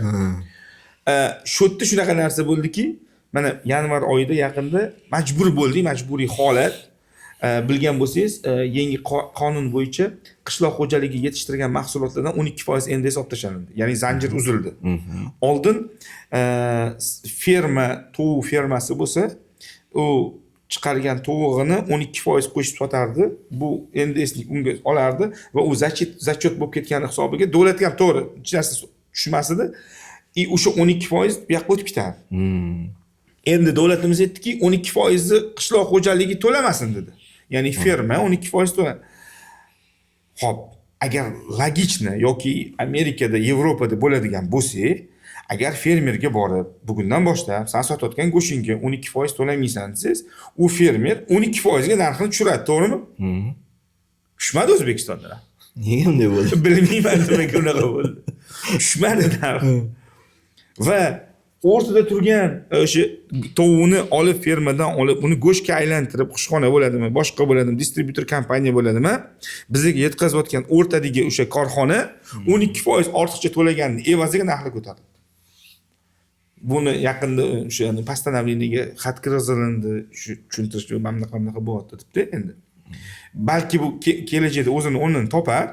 Lekin mana shuni evaziga narxlar oshib qoldi-da, biz bir xat bilan chiqib ularga mana shu 2000 so'mga oshiramiz. Voy, bilasizmi, qanaqa nima bo'ldi. Shuning uchun men buni prozrachniy bo'lish tarafdorimanki, xalq o'zi ko'rib turadi. Tushunasizmi? Ya'niki o'sha benzin oshdi, svet oshdi, suv oshdi, hamma narsa oshdi, oylik daromad oshdi, boshqa narsa bo'ldimi? O'shanga qarab boradi. No, sharti shunaqa har doimki, maqsadimiz ham, oliy maqsadimiz ham shuki, eng arzon, eng sifatli pizza bo'lish. Zo'r. Eng arzon, eng sifatli pizza bo'lish. Ha, boyagi haligi narsa. Zo'r bo'lsin, arzon bo'lsin. Zo'r bo'lsin, arzon bo'lsin. 10 yil deganda men javobini topdim. Zo'r. Zo'r, Xurshid aka, mana misol uchun hozir sizni protsess jarayonlarini ko'rdik. Endi asosiy qismlardan, endi bizda bilasiz loyihamiz infranchise bo'lgani uchun ko'proq endi franshizaga qiziqqan, yo franchiza sotib olmoqchi bo'lgan odam, yo franshiza qurayotgan odamlar ko'radida. Albatta. Shuni hisobiga endi franshizani sotuvlariga kelsak, qaysi etapda turibsiz? Nechta sotdingiz yokida qanaqa ekspressda narxi qanaqa bo'lyapti? Shular bo'yicha. Albatta, yaxshi savol berdingiz. Birinchi bitta narsaga to'xtalib o'tmoqchi edim. Royalty fee degan narsa to'g'risida gapirasiz boshida. Men shunga qarshiman, bilasizmi? Win-win holati uchun bu kontrafakt hisoblanadi, ya'ni conflict of interest. Qaysi ma'nodaki, siz royaltyni savdoga qo'yasiz. Siz bu odam bilan sherik bo'lib bir biznesga asos soldingiz. Bu odam siz nomingiz ostida, sizni mahsulotingizni mijozlarga yetkazdi, o'zi ham daromad qilishga, siz ham daromad qilishingiz kerak. Shu joyda manfaatlar to'qnashuvi yuzaga keladi. Ya'niki, sizni oladigan har oylik daromadingiz, u odam 10 ming so'm savdo qilsa, 5% 500 so'm bo'lsa, 100 ming so'm savdo qilsa 5 ming so'm olishingiz kerak. Qanaqa holat paydo bo'ladi ki, sizni franchizengiz savdoni berkitishga harakat qiladi. Baribir ham bu statistikada bor narsa, bu o'sha mana shu franshizani men rosa o'rgandim, boshqa narsalarda. Va men shunaqa taklif bilan chiqyapmanki, royalty fee olib tashlamoqchimiz. Royalty fee yo'q. Zo'r. Royalty fee yo'q, faqatgina siz nimadan daromad qilasiz? Nomingizni berib qo'yib, yong'on shaqallashi deyishingiz mumkin. Yo'q, bizning daromadimiz haligi sotib olish qobiliyatida erishilingan foydani qanchadir qismida shu orqada o'tirgan ba'zi foydalanadi. Ya'ni sizni partnyoringiz sizdan 30 million so'mga mahsulot sotib oldimi? Shu 30 million so'm ustida turgan 15%, 4,5 million so'mi bizani foydamiz bo'ladi. Tushundingiz? Ya'ni uni chiqimida biz o'sha chiqib ketdik. Endi savol tug'iladiki, o'sha 30 millionga olayotgan narsasi mahsulotni tan narxiga qanchalik ta'sir qiladi desangiz, biza bergan shkalada turadi. Aytaylik, biz boshidan aytdikki, food cost 50% dan oshmaydi dedimi? Demak, food cost har doim 50% dan oshmaydi. Aytaylik, bitta pizzani bo'ligini 20 ming so'm sotib olmizmi? Demak, uni tan narxi 10 ming so'mga tushyapti. Nimadir sabab bilan undan tan narxi 12 ming so'mga tushadigan bo'lsa, demak, pizzaning narxi 24 ming so'm bo'ladi. Zo'r. Qarang, bitta narsani tushunib olay. Qarang. Tushunishim bo'yicha siz royaltyni olib tashlab, siz daromadingizni qayerdan? Produktdan Produktga. Xo'p, produkt deganda qaysi masalan? Mana misol uchun pizzani xamiri, sousi, siri, unga ketadigan hamma ingrediyentlar, korobkalar, boshqa hamma narsa bormi? Shuni hammasini yig'ganimizda bitta pizzaning korobkaga tushishi uchun bo'lgan rasxod aytaylik, biz belgilaymiz kelishgan holda 50% yoki 48%. Shu 48-50% head office ta'minlab beradi. Zo'r. Endi deylik, siz hozir Toshkentni miqyosida aytyapsiz-da. Endi siz viloyatga, deylik, Surxondaryoga olsa, yashang. Zo'r savol. Unda qanaqa bo'ladi? Unda haligi men aytgan tizimni o'tamiz. U tizim qanday desangiz, Surxondaryo uchun investor chiqib, men Surxondaryo bo'yicha oldi. Master franchise oldi, region olindi. Biz u franchise egasiga aytamizki, Toshkentda qurilgan bazani analogini u yerda qurasiz deymiz. Xo'p. Va biz Rossiyadan kelayotgan furani to'g'ridan-to'g'ri Surxondaryoga jo'natamiz. Masalan, rasxodni kamaytirishni evaziga ana bir shu jo'natamiz. Endi qarab turing, bizda bizning tizim shunaqa ishlaydiki, men hozir aytmoqchi edim, endi mana shu ochiladi ham bo'lib qoldi. Bitta franchiza olgan odam uchun narx bitta, 10 ta franchiza oladigan odam uchun narx boshqacha, 100 ta franchiza oladigan odam uchun narx boshqacha. Maqsad nimada bilasizmi? Nimada? More sell, more get. Zo'r. U endi narx deganda siz badalini kirish aytaylik, mana buni brendda foydalanish huquqi 10 so'mda belgilasa, misol tariqasida bittasini 10 ta olsa 9 so'm, 100 ta olsa 7 so'm. Bo'ldi. Siz savol tug'iladi. Qanaqa qilib yana sen nima qilmoqchisan? Bizda ko'p maqsad shuki, network ko'p, qanchalik ko'p savdo nuqtasiga ega bo'lsak, qanchalik ko'p biza sotish qobiliyatiga, ya'ni cash flowni oshirsak, bizani naryoqda sotib olish qobiliyatimiz oshganini evaziga biznes rivojlanadi. Zo'r. Yo, Xurshid aka, mana qarang. Masalan, men endi xalqaro chet elda siz agar royalty olmayman desangiz, sizni kompaniyangizga ishonmaydi. Nimaga? Qarang, bitta narsani aytaman. Chunki xo'p bir marta badalni oldingiz, gap yo'q. Lekin siz royaltyda, masalan, o'z bilasiz, masalan, siz 10 ta filialingizda 8 ta bola boshqarayotgan bo'lsa, o'sha 11-chisini ochsangiz, o'sha mayaga $1000 olayotgan bolalar bor-ku, ularni oyligi oshib boshlaydi. Ya'ni misol uchun deylik 8 ta bola 20 ta filialingiz boshqaryapti-da. Keyingi 20 ta bola yana 8 ta bola kelish kerak bo'ladi. Ularni narxiga головной ofis qanaqa budjet ajratadi? Bu narsa qarang, mana shu joyda trik paydo bo'ladi. Mana shu joyda matematika bizga yordam beradi. 20 ta tochkada aytaylik kuniga 100 tadan 2000 ta pitsa sotayotgan edik. O'sha 2000 ta pitsadan kelayotgan daromad 8 ta bazada ishlayotgan xodimni oyligiga yetib turgan edi. Yana 20 ta ochganimizdan keyin keyingi 20 ta ham bizga 100 ta pitsa sotib berish kerak bo'ladi. Siz produktni qo'ydingiz. Siz viloyatga sotsangiz, siz xamiringiz Surxondaryoga boradimi? O'sha master franchise sotgan paytimizda xamir qilish un boradi. Xo'p. Un boradi-da. Surxondaryodagi head office'da bazani o'zida biza kadrlar tayyorlab, o'tda o'zida xamirini tayyorlab berishadi, o'tda o'zida o'sha sirini kesib, tayyorlab upakovka qilib berishadi, go'shtini, mahsulotini, hamma narsasini o'sha yerda o'zida hal qilib beriladi. Zo'r. Endi sizni xo'p, undan olaman deyapsiz, daromad, to'g'rimi? Endi undan narxi oshib ketmaydimi? Yo'q. Biza uni tizimlashtirilgan paytda qanday qilinadiki, aytaylik, Toshkentdagi ba'zi пропускной мощность bor. Har bitta zavodda, aytaylik, mana GM zavodi yiliga 350 mingta mashina chiqarish kerak. 280 ming rekord bo'lganini bilamiz, to'g'rimi? 350 mingdan bitta ham ko'p chiqara olmaydi. Chunki mana bu Chunki u limit. Yoniga yana bitta zavod qurish kerak. Uni qo'shsangiz ham, cho'zsangiz ham u rezinka bo'ladi-yu, lekin chiqara olmaydi. Xuddi shunaqa har bitta bazani, har bitta ishxonani o'zining пропускной мощностini kelib chiqqandan keyin o'tda уже aniq-tiniq model paydo bo'ladi.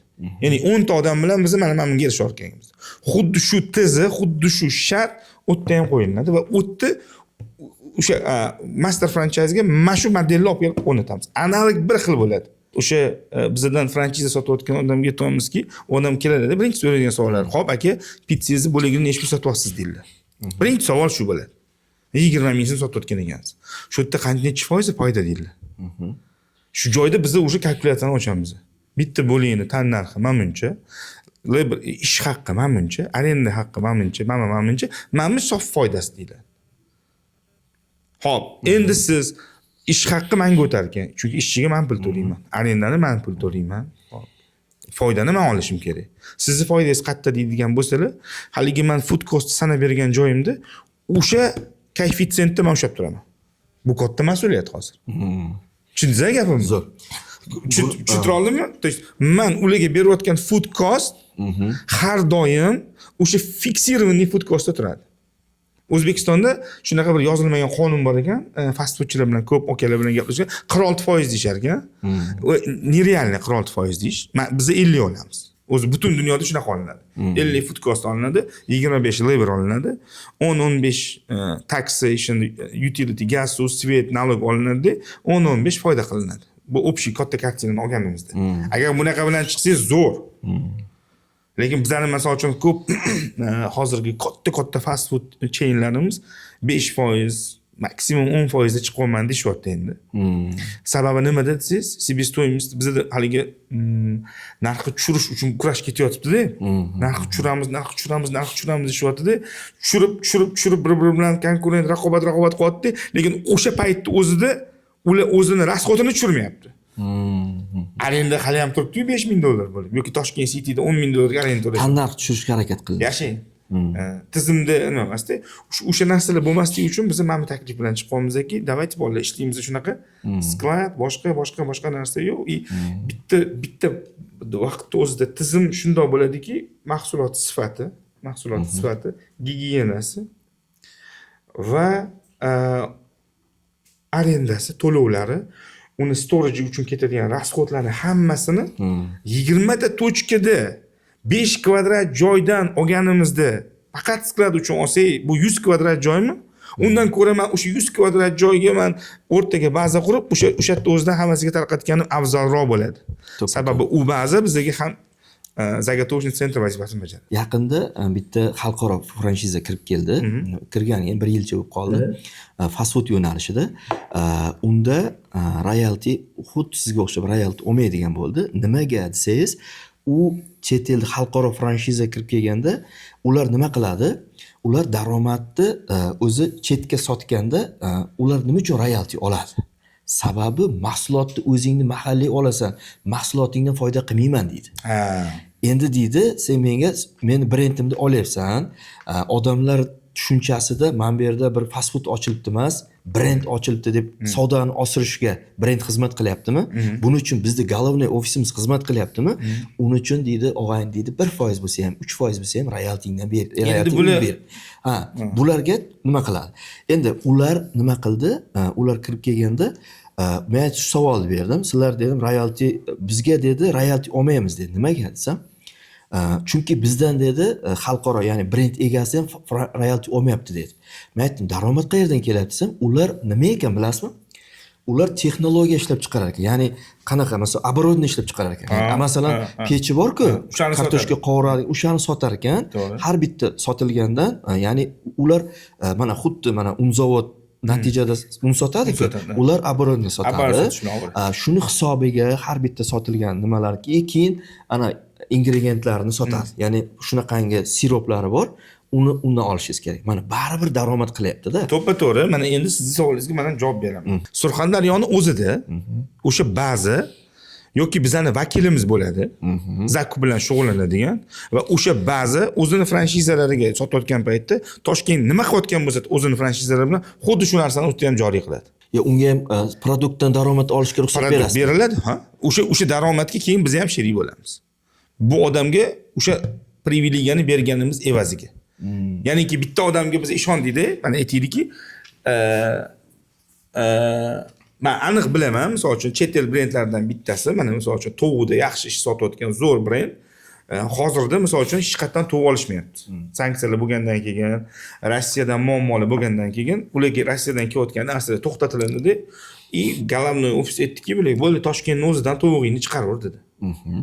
Lekin u olyapti hali ham o'zini franshizasini, royaltisini, boshqa narsasini olyapti. Tushunasizmi?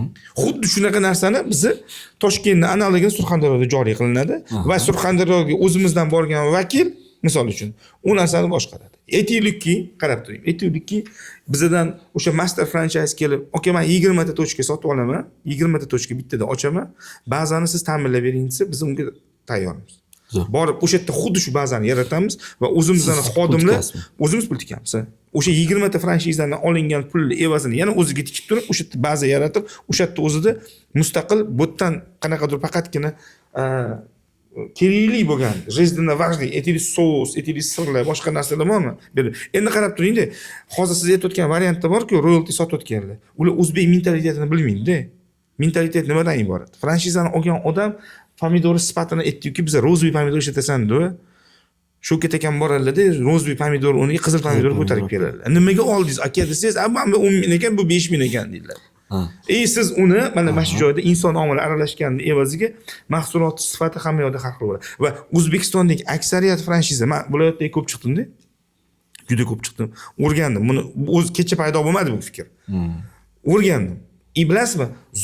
Zo'r brendlar, Toshkentda zo'r ishlab turgan brendlarni viloyatdagi tochkasiga borib gapirsam, o'sha yerdagi ishlayotgan xodim o'zi aytayapti. Aka, bizda boshqacha deyapti. Nega boshqacha deyapti? Toshkentda va mazasi boshqacha deydi. Unaqa bo'lish kerak. Mana shu o'zi katta xato. Zo'r, qarang. Ya'ni viloyatda narx sifat tushib ketar ekanda, lekin viloyat ham Toshkent to'layotgan pulni to'layapti. Haligi narx liberalizmi yo'q. Aytaylik, Toshkentda o'sha pitsa 80 ming so'm bo'lsa, Qoraqalpog'istonda ham 80 ming sotishyapti. Lekin Toshkentdagi pitsa Qoraqalpog'istondagi pitsadan shirin ekan. U sifat darajasini tushundim aka. Sizda nazorat qilar ekansiz. Zo'r bu.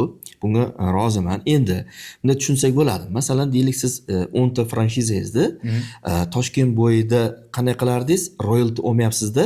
Siz daromadni tasavvur qiling, 10 ta franshizadan 100 so'm daromad qilyapsiz. To'ppa-to'g'ri. Endi siz Surxondaryoga xuddi master franchise berdingiz, produktni ham olishga ruxsat berdingiz. To'g'rimi? Siz daromadni deyapsiz, franchise, ya'ni master franchise bilan bo'lishaman deyapsiz. Demak, siz bu yoqda 100 so'm olardingiz, foyda qilardingiz. Endi u bilan 50 so'm unga 50 so'm bizga deb kelsak bo'ladimi? Shuni tushunsak bo'ladimi? Shunaqa bo'ladi. Shuni soddalashtirsak. Shunga majbur bo'lamiz. Nega deng? Aytaylik, piyoz. Mana bizda piyoz ko'p ishlatamiz. Pizzada piyoz ko'p ishlatiladi. Piyozni Toshkentdan Surxondaryoga olib borib, o'tda pishirgandan ko'ra, Surxondaryo bozorining o'zida piyozni sotib olib, chiqargan afzal bo'lib qoladi. Va kalkulyatsiyada Surxondaryodagi Galavnoy ofis bilan Toshkentdagi Galavnoy ofis har doim parallel ishlaydi. Ya'niki aka siz piyozni necha pul oluvdingiz?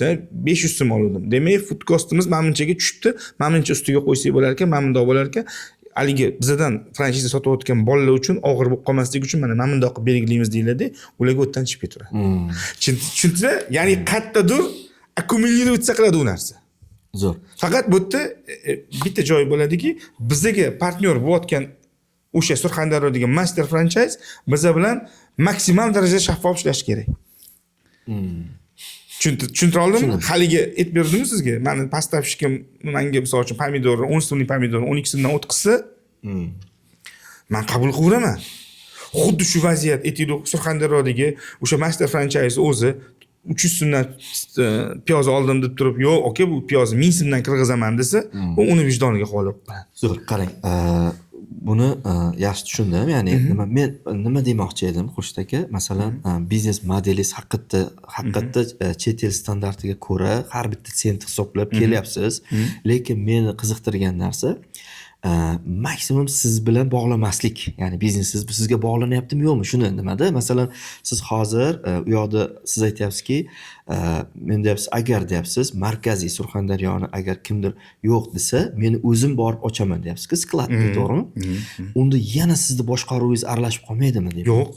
Agarki bizda mana bunaqa narsa bo'ldi, qarang, buni men hisoblab chiqdik hozirda, buni o'rganib ham chiqdik. Объем, savdo miqdori.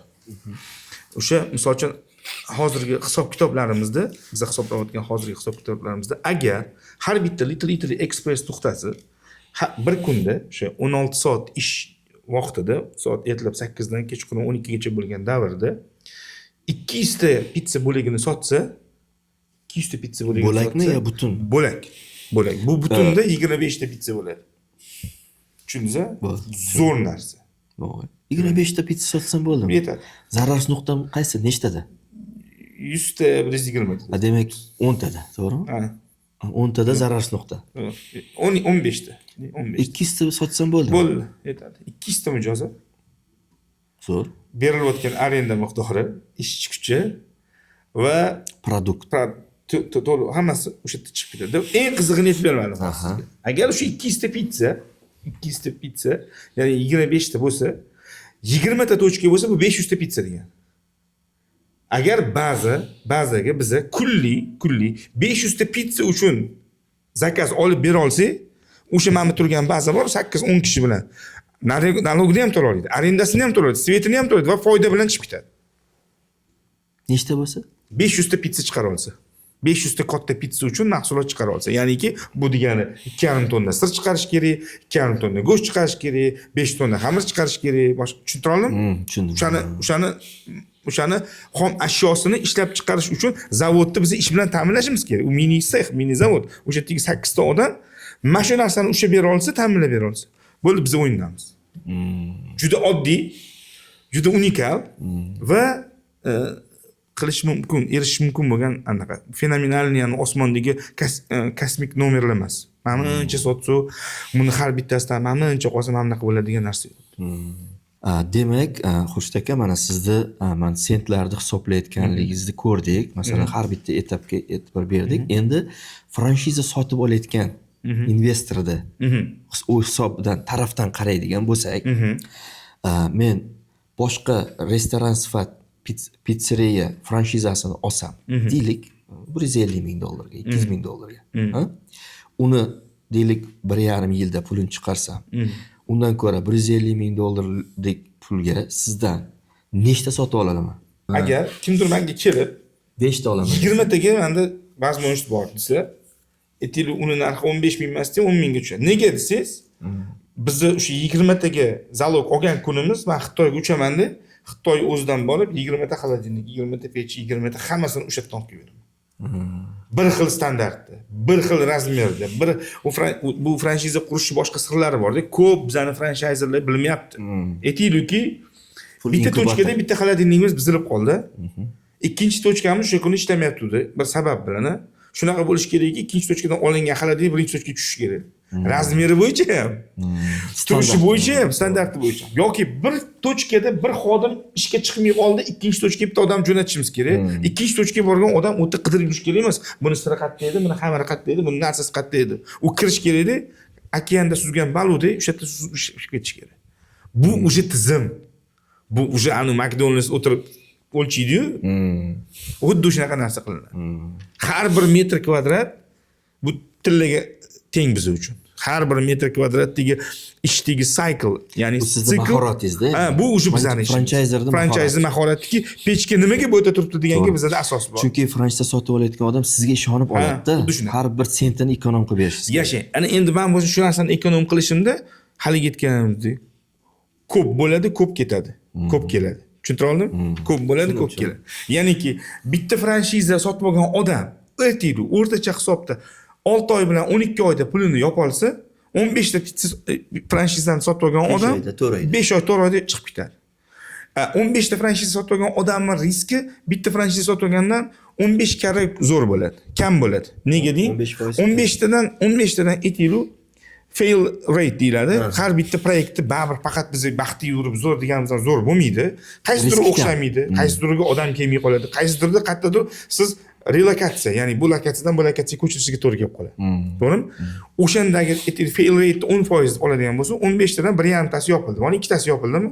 Ana 13 tasi bor-ku, kelayotgan daromad 2 tani yopib ketadi. Sezmaydi ham uni hech qanaqa tizim. Tizim xatoni sezmaydi. Tizim qachon xatoni sezadi? Qachonki food cost sizda 50% mi? 15 ta tochkangizda 8 tasi yopilib qolsa, bu uxladingiz. Bu uchun grubiy ishi xato bo'lish kerak. Bu o'sha matematika, o'sha ana vishmatga o'tib ketib qoldi. Tushundingizmi? Food cost 50% da qarang, tochka soni 15 ta. Agar shu tochka soni 15 tani 8 tasi bittada yopilib qolsa, bo'ldi uxladingiz. Siz ana franchiza sotishda ham optim qilyapsiz aka. Optimlashtiramiz. Optim olsa buncha eganda. Optim olsa shunaqa. Optim olsa tezroq maqsadga erishamiz va asosiy maqsad bilasizmi? Tizim qachon ishlaydi? Tizim siz aytganingizdek uni tepasida turib emas, tizim siz yaratgan tizimdagi inson omili boltik va gaykaga aylanib qolganda ishlaydi. Tizim o'zi motor bo'lishi kerak. Uni ichidagi inson omili haligi push mashinalarni soch chiqib ketdi-yu, push startni bossa zavod bo'lib beradi. O'sha push start bosadigan holga olib kelingandagina biz bo'ldi endi. Buni biz qiyin.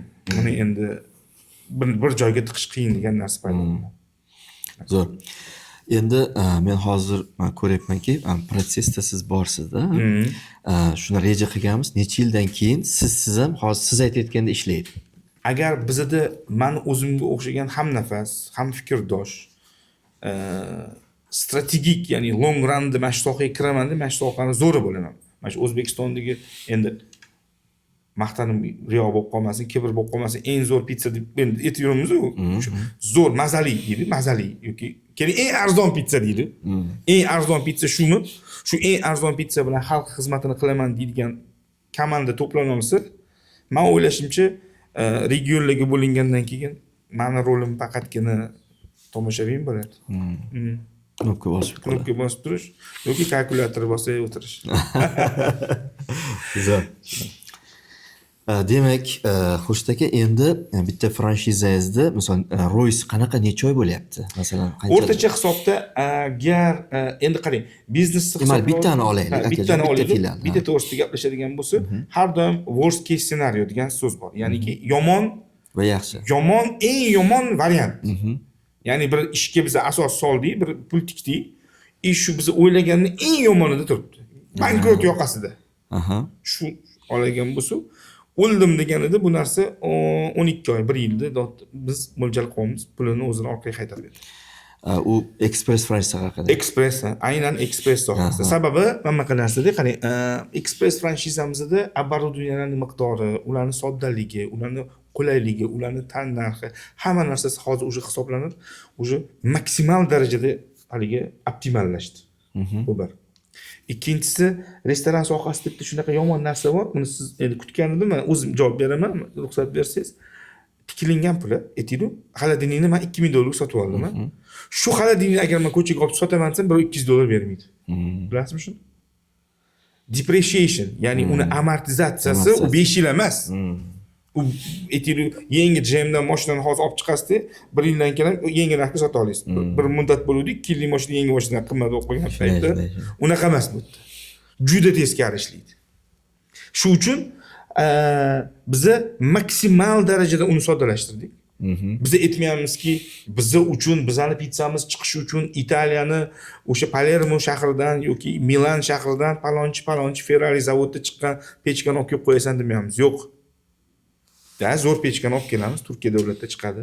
Zo'r pechkani mana hozir Xitoyda ham bo'lgandi va o'zimizni tex zadaniya berdik va shuni asosida ishonasizmi? Xitoylar analogi yo'q deydi-yu. Analogi bor hamma narsani, ishoning. O'z aslida. Analogi bor. Siz faqat tizini, shartni to'g'ri, savolni to'g'ri berishingiz kerak xitoylikka. Menga qara, mana bu eshigini mana bundoq qilasan. Mana bu yerga teplizolyatsiyasini bundoq qilasan. Hozir mana misol uchun elektr energiya narxi oshib ketdi bizda. Qimmat, okay? Biznes uchun 1050 so'm so'rayapmiz. Почти o'z chet el bilan bir xil. Shu uchun hamma narsani maksimal darajada soddalashtirdik, maksimal darajada oddiylashtirdik va biznes o'xshamagan taqdirda ham haligi оборудование biz uchun o'zimizga qiziq bo'ladi, menimcha uchun. Tushundingizmi? Ya'ni bitta standart bo'ladi. Surxondaryoda turgan xolodilnikning razmeri Toshkentda turgan xolodilnik bilan 1:1 bo'ladi. O'zgarmaydi. Zo'r, boyagi nima deydi? O'zingizni maksimum tejayizni nima narxlarni o'zingizni partnyorlarimga ham beryapman. Qadringizni o'zingiz bilasizda, ya'ni. Yashang. Tushuntira oldim? Ya'niki men o'sha odamga shuni oling deb aytibamizmi? O'sha franshizani ichida оборудованияni biz sotyapmizmi? Ya'ni o'sha joyida shuni belgilab, narxini belgilayapmizmi? Qaysidir miqdorda biz u narsa uchun javobgar bo'lamiz. O'zimga olganda olinadi bu. Ben ko'p ko'rdim shu O'zbekistonda, tanqid bo'lib qolmasa, birovni g'iybat bo'lib qolmasa, lekin shunaqa narsalar bo'lar ekanki, investor kelar ekan, investorga aytilar ekanki, aka sizdan faqat pul, qolgan narsaga aralashmaysiz. Tushunyapsizmi?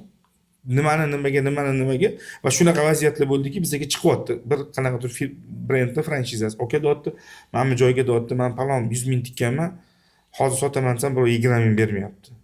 Bundoq hisoblab beraman, rostdan ham 20 ming chiqmaydigan narsani sotib qo'yishgan. U bilmagan odam, shunaqa ekan degan olgan qo'ygan. Mana shu ham bitta katta tosh, haligi rivojlanishimizdagi katta to'siq deb bilaman. Men shu narsani olib tashlamoqchimanki, men bilan ishlayotgan odam hech qachon o'zini haligi bu bola meni kiydirib yubordi, bu bola meni o'xshatib yubordi, bu bola menga tiqib yubordi degan chetga umuman surilishi kerak. Shu uchun ham aytamanki, 20 ta oladigan odam bo'lsa, bizga zo'r, Xitoyga men borib kelishim uchun o'sha menda zo'r naqa bor. Imkoniyat. Xitoygacha borgim kelmaydi o'zi, lekin mana shu uchun men aynan borib, o'sha yerda o'zi tepasida kerakli narsani joyidan olib keldim. Chunki biz o'rgandik bozor shunaqaki, bu yerdagi O'zbekistonda turgan o'sha restoran оборудование sotadiganlar bilan uni orasida tafovut yaxshigina ekan. Endi bittalikda nega qimmat desangiz, u akani vaziyatdan kelib chiqamizda, o'sha akani o'zi bilan borib, o'zlariga mana narsani olasiz deb tepasida o'zlari pul sanaydi. Tushundingizmi? Ya bu ishonchga tushundim, zo'r. Lekin ba'zan keladi, men sizga Xurshid aka ishonaman deydi. Bunaqa variant ham bormi? Bor, albatta. Misol uchun yo'q. Beraman aka boshqa aralashtiraman desa. Bo'ladi. Misol uchun kelib, "Aka, mana menda joy bor, aytaylik, ikkita paynetim bor edi." yoki ikkita o'zim xos bizga bilasiz, ko'p fast food bor, ishlab turgan fast foodlar ham aloqaga chiqyapti. Ishlab turishdi, shuni yoniga shuni qo'shsam bo'ladimi? Unga ham biz o'yna olamiz. Muammo yo'q. Men ustozim menga shunaqa o'rgatgan. Bilasizmi qanaqa? Hech qachon degan cho'llar o'rtasida pitsa ochmagan degan. Mana shu pitsa bozorning ichiga borganda atrofingda 85 ta pizzeriya bo'lsin desa, sen 86 bo'lib kirgan degan. Qanaqa desam, sen o'zing, sen anonni sotyapti, ani qanaqa aksiya qilyapti, ani nimani tekinga ber, ishing bo'lmasa. O'zingiz yo'nalishingiz zo'r qilgan, mahsulotingni zo'r qilgan. Mana shu sani pizzani yegan odam sani yaxshiligini bilish uchun antga borib boshqa pizzani yeyish kerak. Agar u boshqa pizzani yemas, qayerdan biladi sani yaxshiligingni? Standart shunaqa ekan deyveradi. O'shuning uchun biz konkurensiyani yaxshi ko'ramiz va bu narsa yaqin o'tmishda men aytdim. Samarqand darvozada kirganimizdan keyin 6 ta pizzeriya misol uchun chiqib ketdi. Faqat Bellissimo bilan biz qolganmiz. Keyin bitta Apex degan pitsa dastavkada ishlab turgan. Просто yopilib, ishini yopib bo'ldi. Biz endi bozorda demping deydi. Bu demping emas edi. Bu bizning traditsiya. Bizga shunaqa o'rgatishgan edi. Ya'ni торговый sentrlarda Amerikadan yursangiz, ko'chalarda festivallar bo'ladi, odam ko'p bo'ladi. Pizzeriyalar nima qiladi? Bitta katta pizzani katta tarelkaga soladi. Mayda-mayda kesadi. Zubachistga hamda tiqadi, chiroyli qizga berib ko'chada turadi. Siz, mana misol uchun qorningiz ochdi, farzandingizga siz turishsiz, bilmayapsiz nima yeyishni. Bundan yeb ko'rasiz, undan yeb ko'rasiz, undan yeb ko'rasiz, undan yeb ko'rasiz. Qaysi maza og'zingizda qolsa, o'shanga qaytib kelasiz. Xuddi shu metodda biz Samarqandimizda qildi, joriy qildik-ki, ya'ni men oldimda pizzani tarqatdim. Tushunasizmi? Hali aytdingiz nostandart yo'llar. 3 oymi 4 oydan keyin mashincha ariza tushibdi orqamizdan, haligi etinglar boshqa qilmasin bunaqa ishini, bizani mijozlarimizni anaqa qilib qo'yapti, anaqa qilayotganmiz. Sizni bir nimada ko'rdim, yo'l yopildi-ku. Tekinga tarqatdingizmi? Ha, shunday. Men shunaqa odatim bor. Ko'p qilaman buni. Ya'niki, men har doim aytaman, shunaqa deyman. Bizlarning pizzamizni bir marta yeb ko'rishsin bo'ldi. Sizni vazifangiz bir marta yedirib ko'rsatish ekan. Bo'ldi, bir marta. Misol uchun shu aytolmayman-ku, Samarqandda ko'rsatgan administratsiya menga. Yo'q, ustingizdan jalba tushyapti. Nima qilyapsiz? Tekinga nima qilib tekinga pizza tarqatsam? Endi siz hamma klientlarni o'g'irlayotgan ekansiz. O'g'irlayotganimni men просто pizza tarqatyapman, nima? Endi hozir sizni biznesingizda, misol uchun siz aniq maqsadingizni ko'rdik. Siz faqatgina franshiza orqali kengayishdi. Ya'ni siz qancha, misol uchun qancha ko'p franshizangiz tarqalsa, uni ham dehqonchilik qilyapsiz.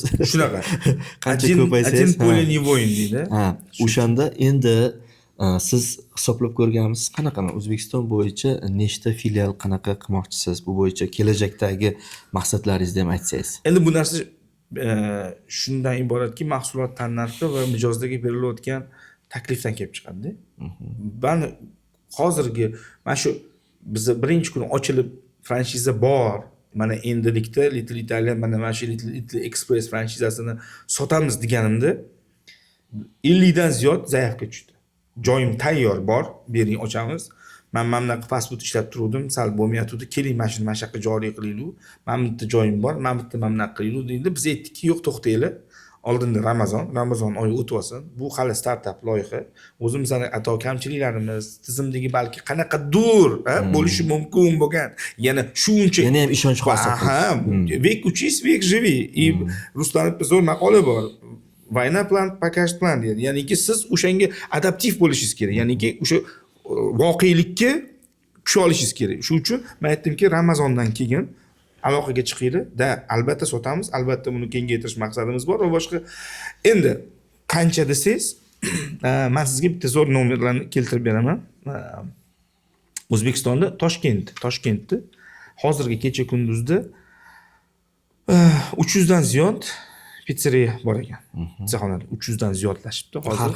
Har xil. Buning ichida Bellissimo, buning ichida Papa John's, Domino's, hammasini qo'shsangiz 77, boshqalar, ya'ni отдельно sotayotganlar.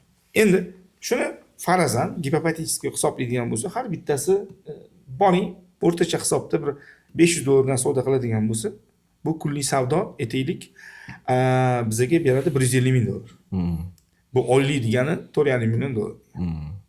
Bir oyda $4,5 million degan va yilda bu bizga $54 million beradi. Little Italia'ning maqsadi mana shu $54 millionni 20% ga ega bo'lish. Toshkentning o'zida 20% bu bizga $10 millionni beryapti. Bu bir oyda 800 mingni beryapti.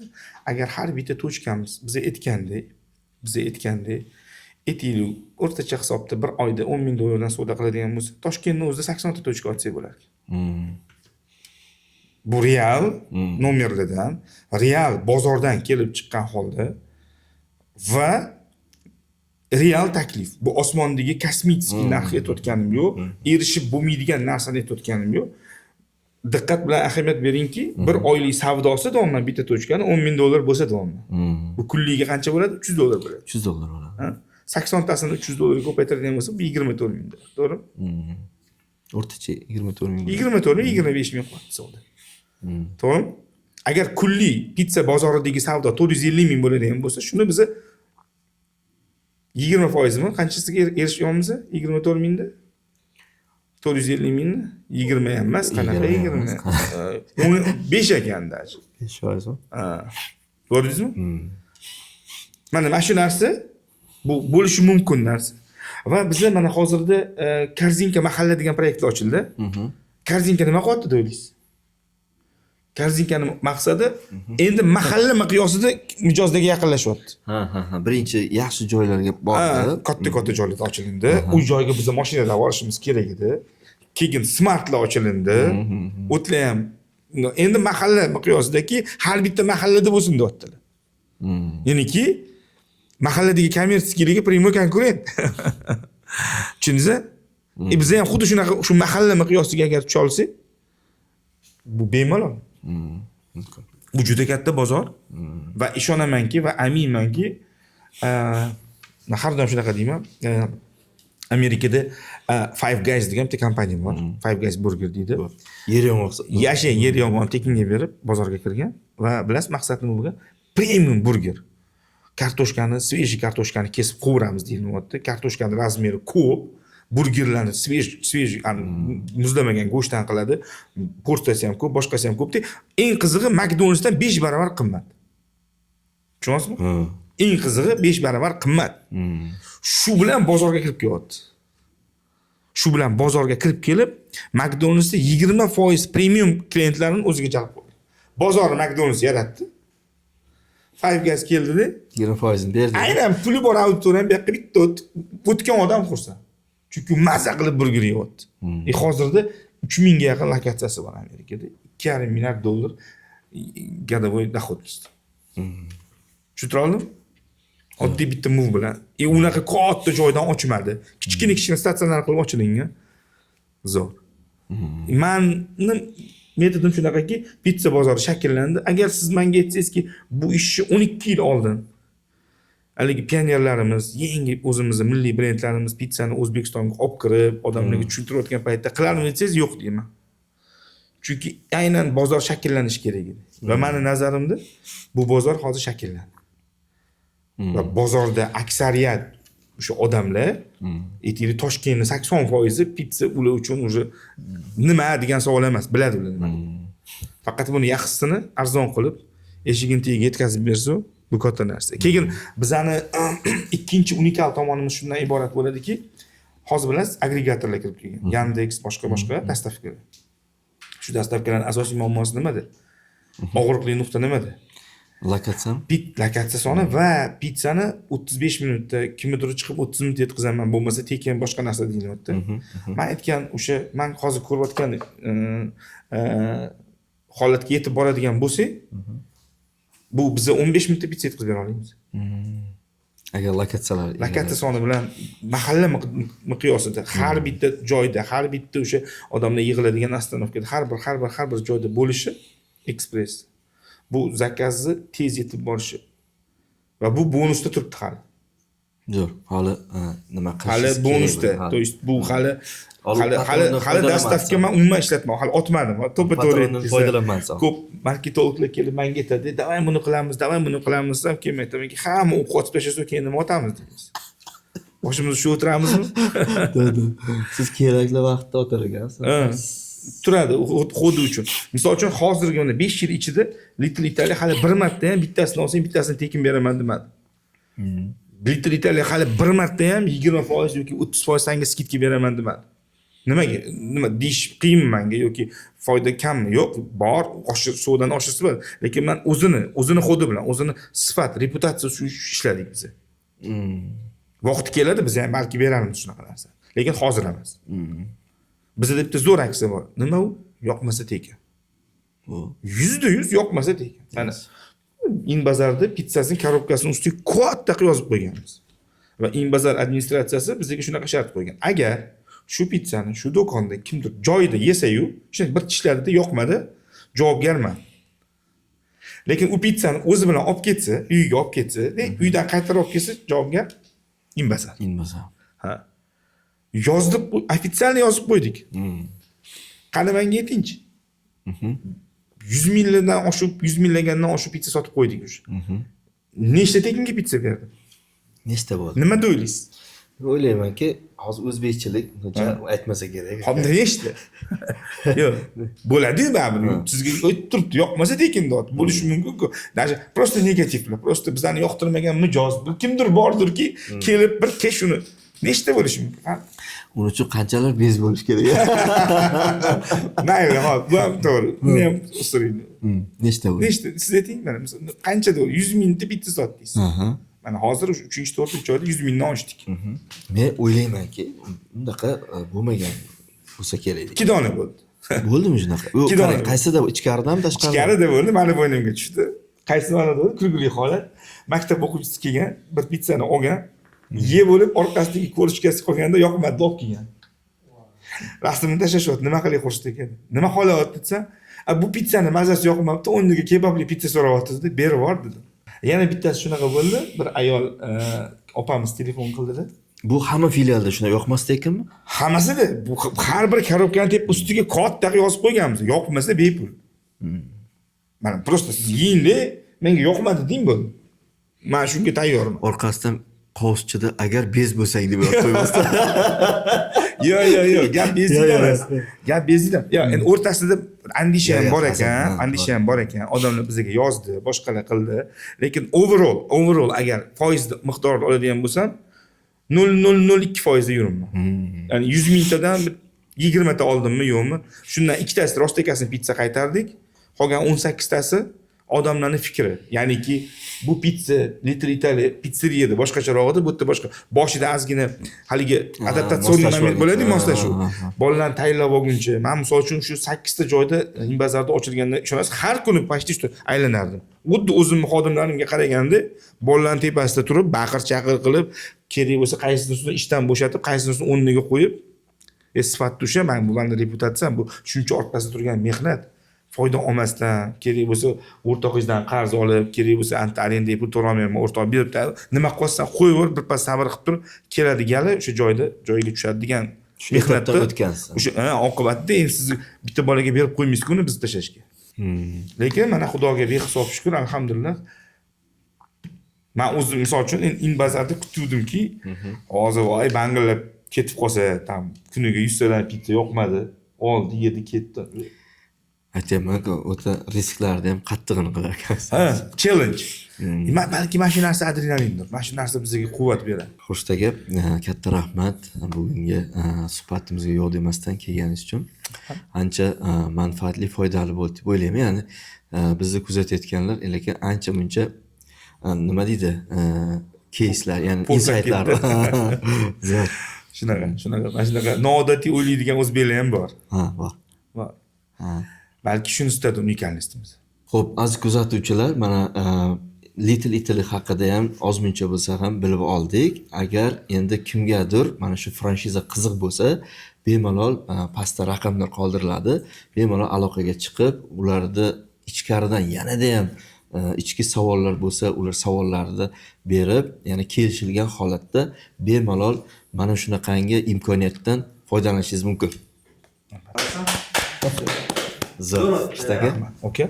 Есть. Rahmat.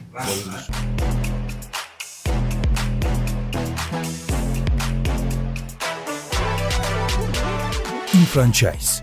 Franshiza bu erkinlik kalitidir.